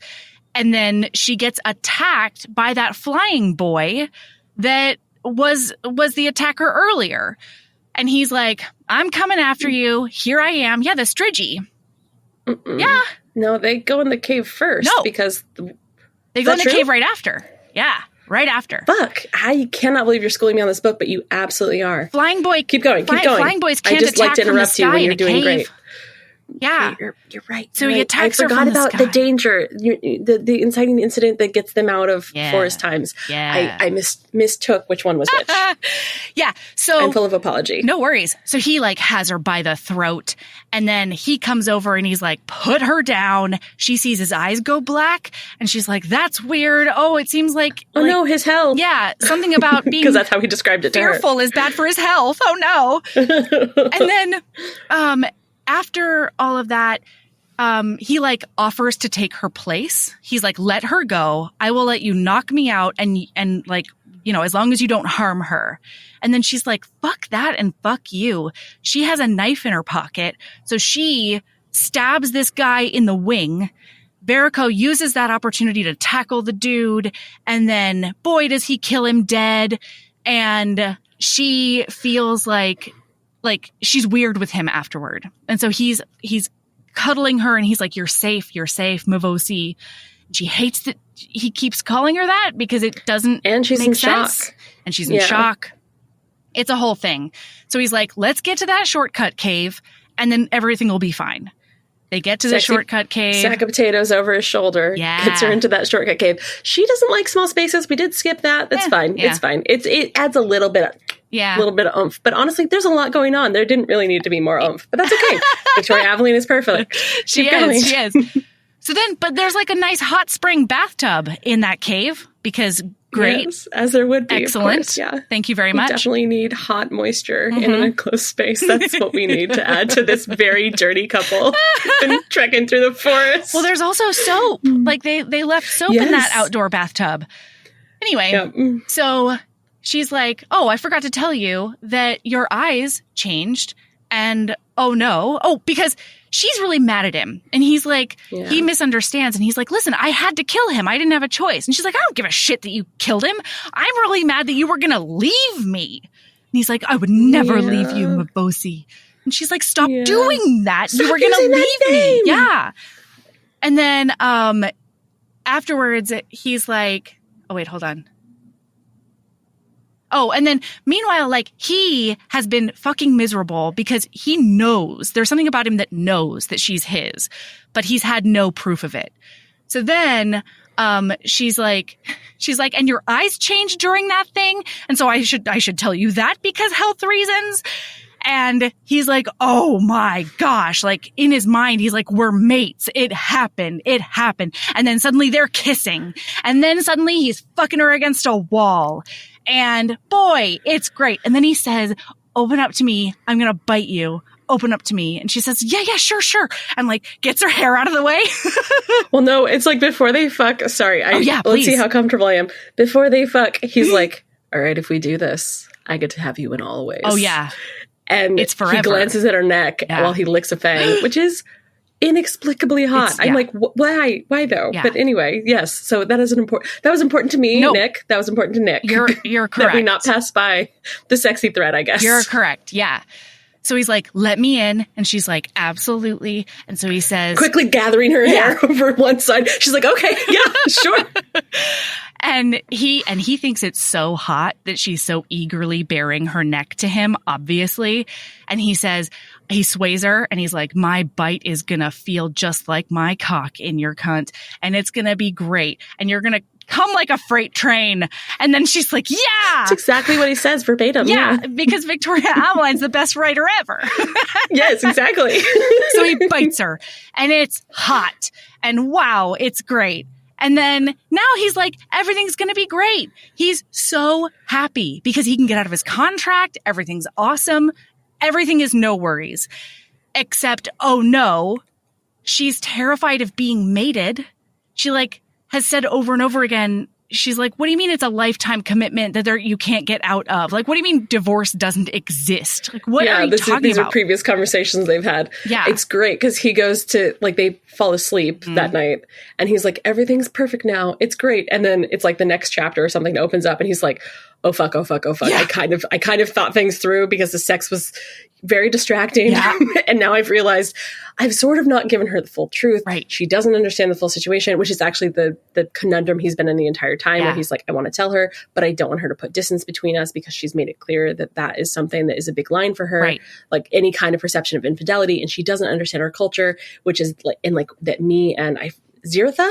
Is her name Ziratha? Yeah. His like intended. She doesn't get that we're like not connected romantically in the way that she would understand. So like I could share it with her, but she might not get it. And so she's gonna be now mad this is all coming to a head. Way. Yeah. And so he wakes up and he's like, oh, fuck, oh, fuck, oh, fuck. That has turned up to 11 and a half. Yeah. And he thinks to himself, the only way to break the contract is to tell my mother that I've mated. But I can't let my mother find out because I know that in our culture, Lily would be forced to be with me. And I don't want to force her to do anything. So he's in a pickle. Her agency. Yeah. And so as they're about to go in, he's like, hey, real quick, I actually think this is a terrible idea and we should head the week walk back up to Tremonta because you would have more rights there. That's the thing I think is going to happen. And she's like, well, that, and he's like, let's talk about this when we get outside of the cave where we're safe. Let's go talk about this outside. Yeah, dummy. So then she's like, well, do you think that your mother would ever consider me for a contract? Because like we could do that. Like you bit me and you said that's like for marriage or mates. So it seems like you think we have a future. Could I do a contract? And he's like, what if I told you that we could be together forever? And she's like, forever?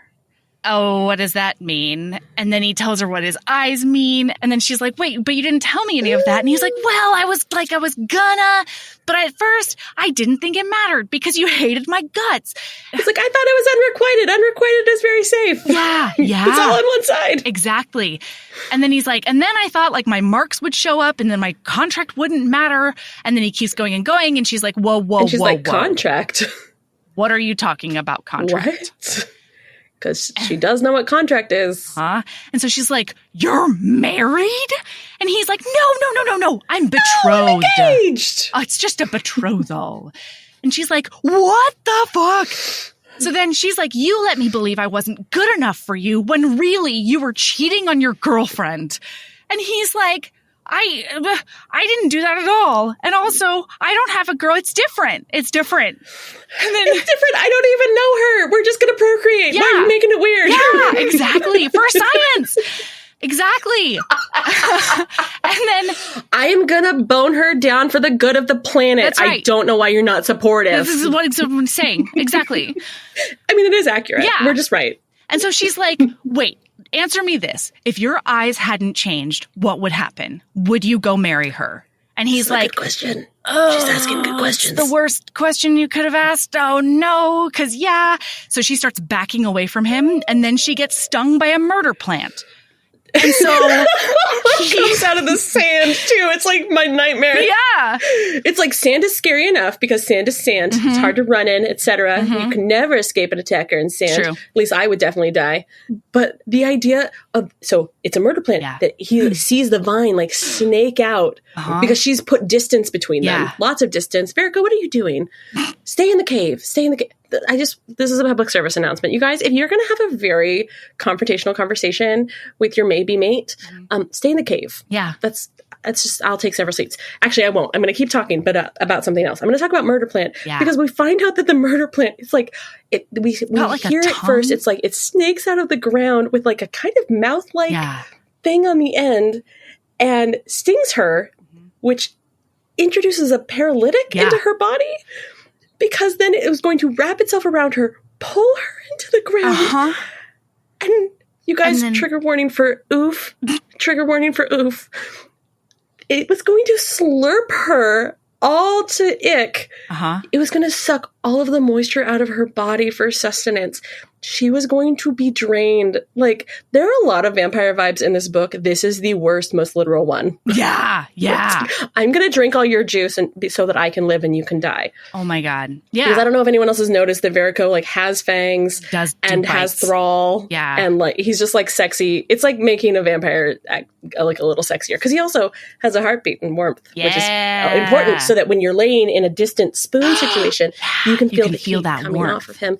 Can't do that with an actual vampire. No. I'm sorry to tell you. No, you feel a chill, actually. Yes. Yeah. I really needed to get away from how horrified I was by Murder Plant, and now we can move on. Oh my God, yeah. So he's like, oh no, Murder Plant is poison.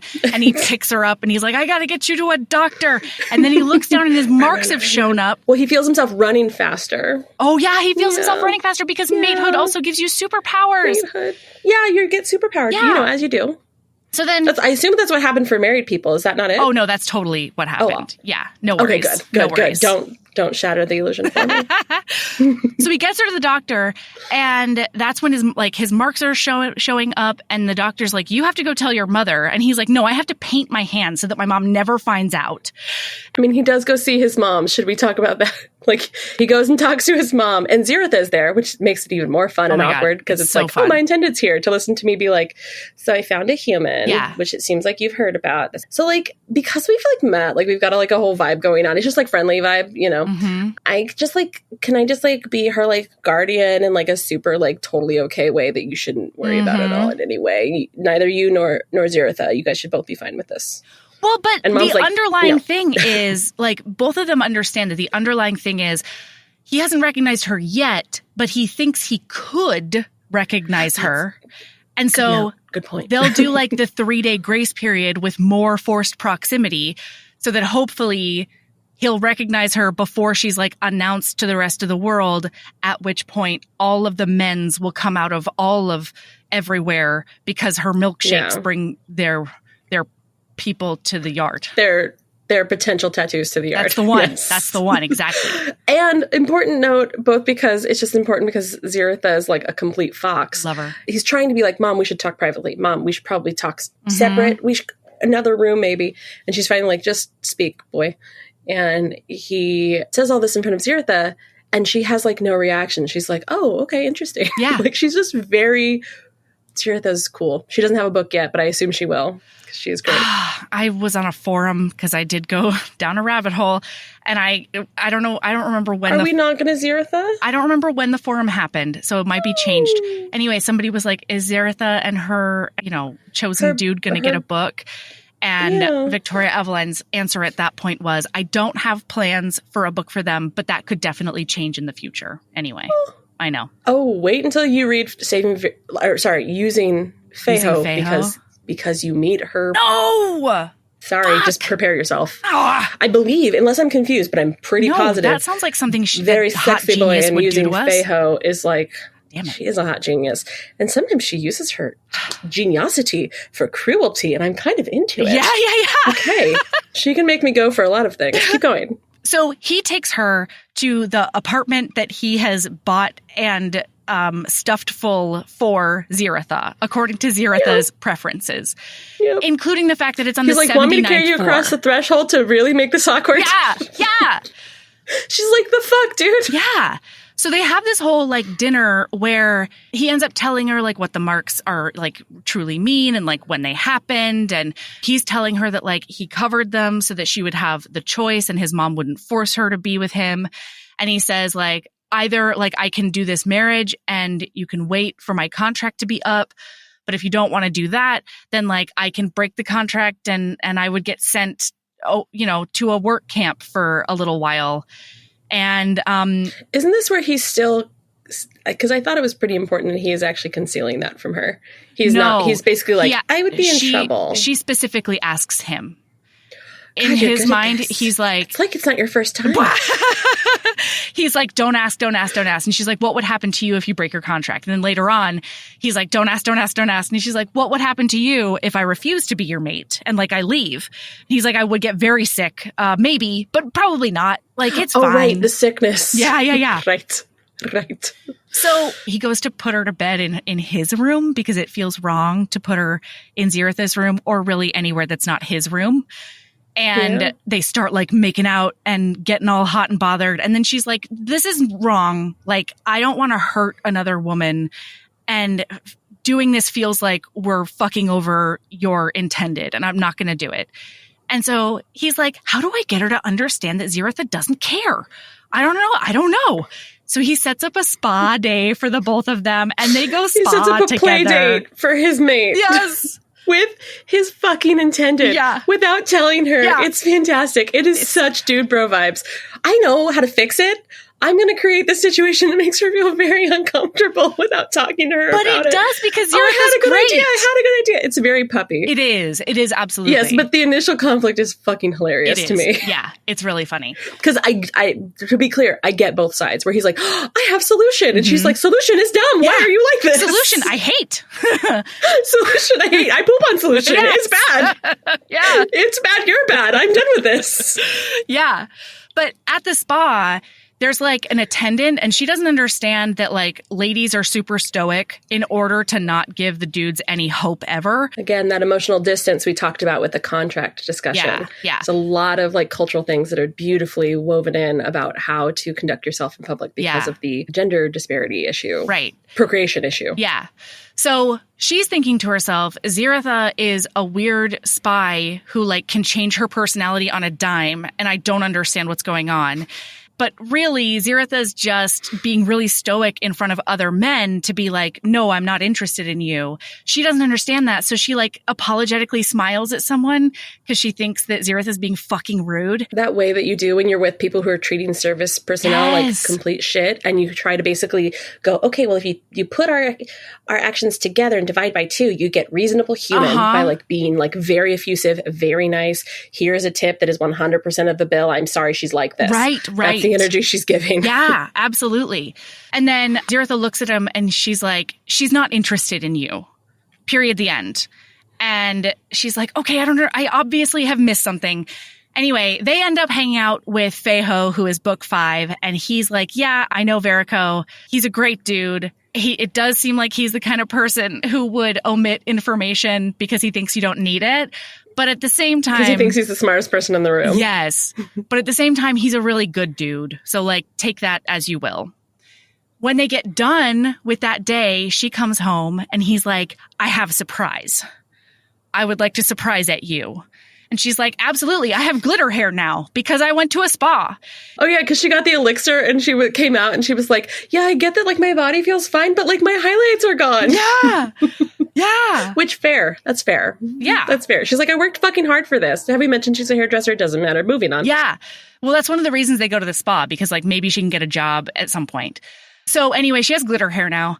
And as they're going to, like, the elevator up to his surprise, she is like, he was so nice and he did this whole spa day for me. And she's like, overcome. And so she kisses him on the cheek and then like goes to stand away from him. But as that happens, as she's like backing away, a lady comes around the corner and does a big eyeball at them. What are you doing? This lady thinks to herself. Well, I think they bolt apart. Like, it's not even like she was backing up. Yeah. It's like he like pushes her away in that way. Yeah. Where you bolt apart where you're trying not to get caught being like fraternizing. Uh-huh. Exactly. They got caught fraternizing. They don't know it yet. Anyway, they go upstairs and he has made a beautiful virtual checkerboard. Except the moral of the story. I interrupted you earlier when you were talking about checkers. Oh, it's okay. You were starting to talk about checkers, and I was like, because this is like important to their romance. They play checkers the night of the sexiness, the night of the meets. I keep calling it thrall. The sway. It's the Haugak, checkers, and sway happen all in one night, I believe. Yeah. So he's like, I make checkerboard. Yeah, I made a cute checkerboard. It's romance. And up until this point, she's been like, you're a fucking liar who lied to me for a week. And like, I don't know what is real about you and what's not, right? That's all happened really before. In a rough plot. Rough place. Yeah. And so at the very end of Checkers, he goes over to one of the pieces and he brings it over to her and he's like, this is actually the Bandit 2 or the Bandit 1. It's one of the bandits that I made when I was a kid. It's the Bandit 2, I believe. Yeah. And he says, everything I told you out there, like what we had, everything was real. And that is very, poignant for her, and it's great.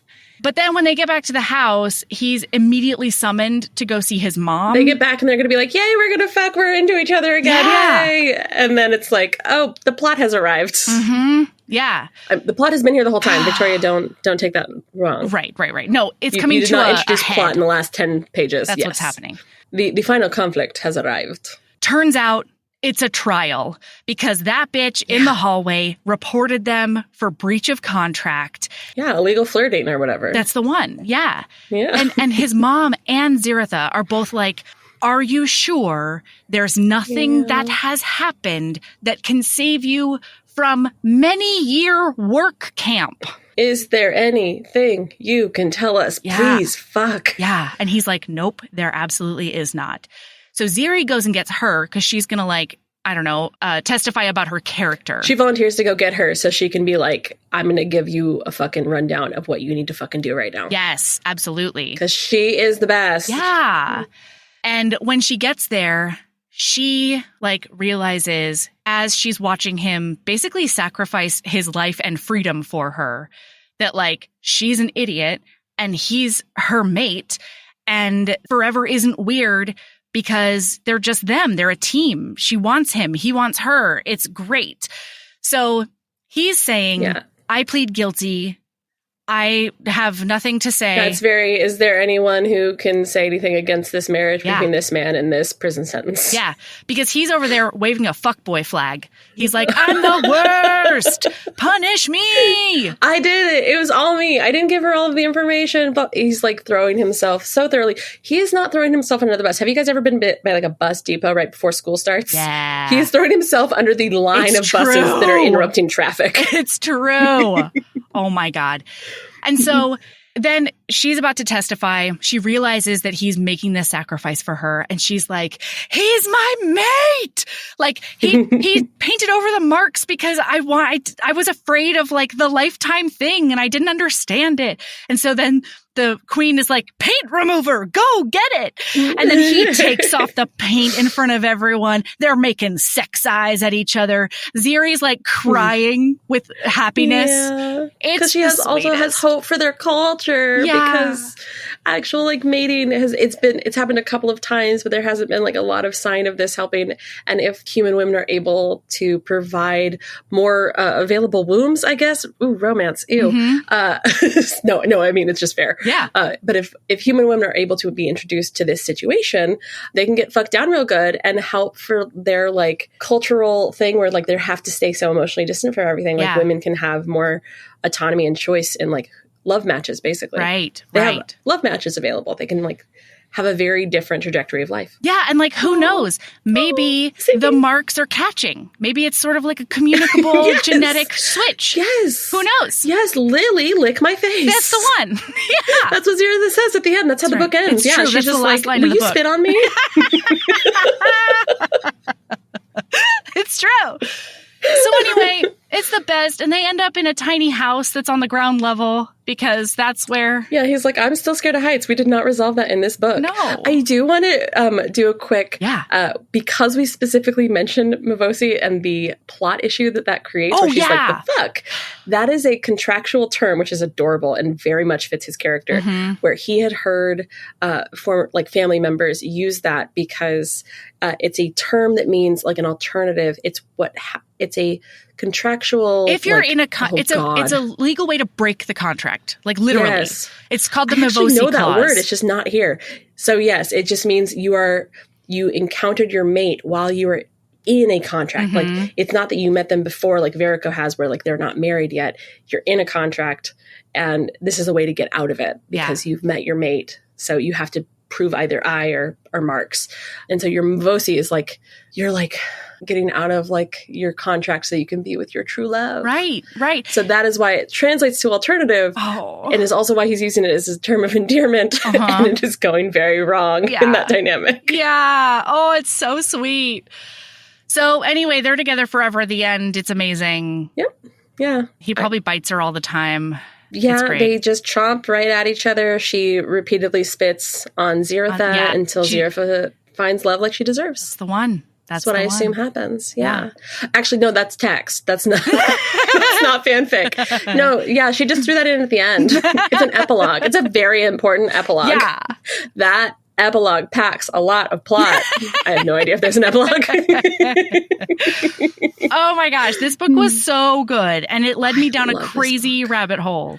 I don't know if you saw my brain start turning things over because you were like, I was in a forum and blah, blah, blah. And it was like a couple minutes later that I was like, wait, she read this twice, then read book 2 and 4, and found time to get into forums. Like, she really, this makes me feel really good. But I'm like, if I can send someone to a fucking forum, they're like, I need background information. Truly. I need to know what the fucking super fans are saying. Actually, what I wanted to know, it was when I was reading book 2, I wanted to know if Daisy and Izzo are getting a book or have a book yet.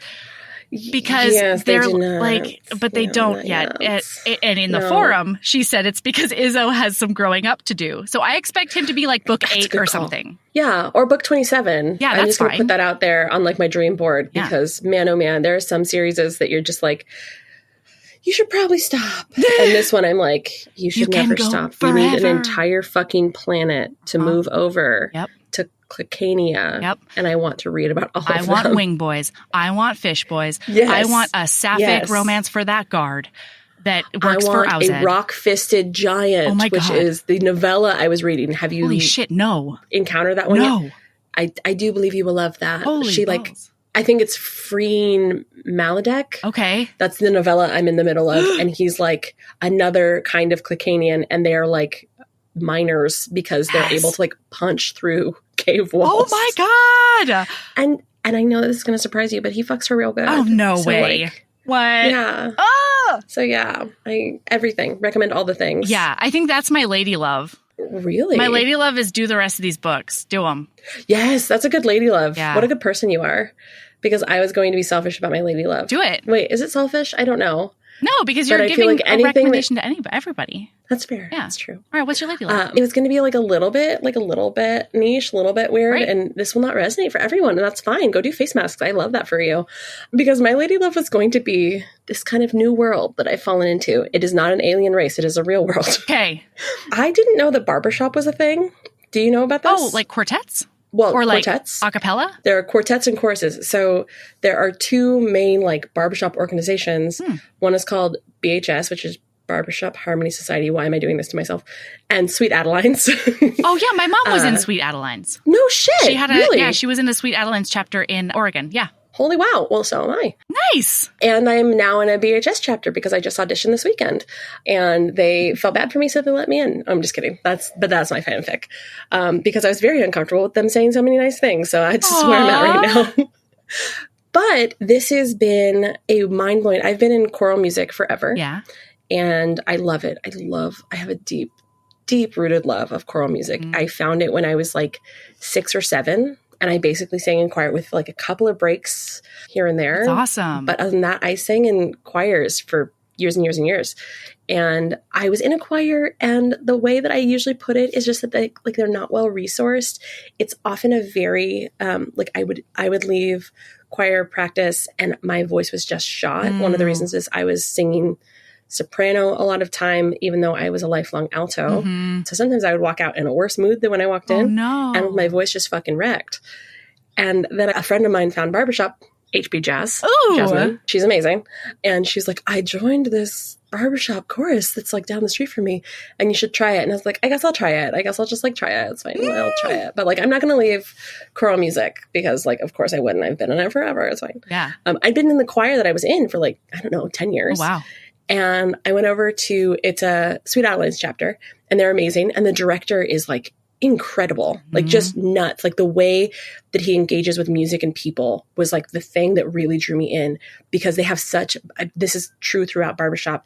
There's such a lens of like education and vocal health and understanding the music and engaging with the text in a different way with like so much intention. And then I found out about BHS's chapter, which is here called PDX Voices, and they are amazing. Wow. Amazing. And it is like legit the most emotionally intelligent large group I've ever found. Like they're all about like vulnerability and kindness and like being mindful with how they communicate with each other and the world. Wow. And they're like, we have to nurture this space so that people can feel like included and welcome and safe. And they make incredible music. That's so amazing. Like, both groups are so incredible and they have very different things, but like there is probably a barbershop something near you. And yes, you can get into a quartet. Watch out. They will fucking find you. But just get into a chorus to start if you want to dip your little toe in. Yeah. Get into a fucking chorus because like that space is a beautiful space. They're amazing. And I've just like wanted to shout it from the rooftops for everyone. And I realized I was going to be doing a spot. Yeah. And I was like, I can shout it from the electronic rooftops. Hell yeah. So find a barbershop chorus, find a space where you can sing and vulnerability is welcomed. And if it's not super welcomed in that particular chapter yet, like HBs are amazing. Bring that fucking energy to that space. It used to be BHS was men, Sweet Allies were women, and they're both like opening their doors. Oh, cool. BHS's current iteration is literally just everyone in harmony. That's and great. so it's like, just show up as you are. Everyone is welcome. That's so really find it, cool. love it, sing in it. I'm so glad you found make it. noise with your face. Me too. That's really great. I dig it. I'm mildly addicted. It's fine. It's better than drugs are expensive, so find Super something. expensive. Yeah. Find something more approachable to be obsessed with that can take all your time and energy. I love that. And I'm so glad it's a nurturing space and like It's incredible. love that. Yeah. Yeah. And it's some of the best music I've ever been part of. And I am competitive. So it is impressive for me to be like, this is the other night. I really was like, I'm wondering if this is the best musical product I've ever been a part of. Wow. Like it was one of the most beautiful sounds I've ever made with a group of people. Wow. It was deeply, it felt like I'm trying really hard not to get too deep into like how I feel about music and how we engage with music. Yeah. But like the instrument is made of your body and powered by your spirit. Like it's, it's a very spiritual space for me. Yeah. So yeah, I just want that for everyone. And maybe barbershop isn't your thing. So I guess I'll make it broader and say, find the thing that's your thing. Like it's out there. Yeah, absolutely. I love that. Oh, Yay. All right. Keep being a badass and love yourself as much as you love getting that vulva on the nape of a neck. How horrifically perfect. You are so treacherously good at this.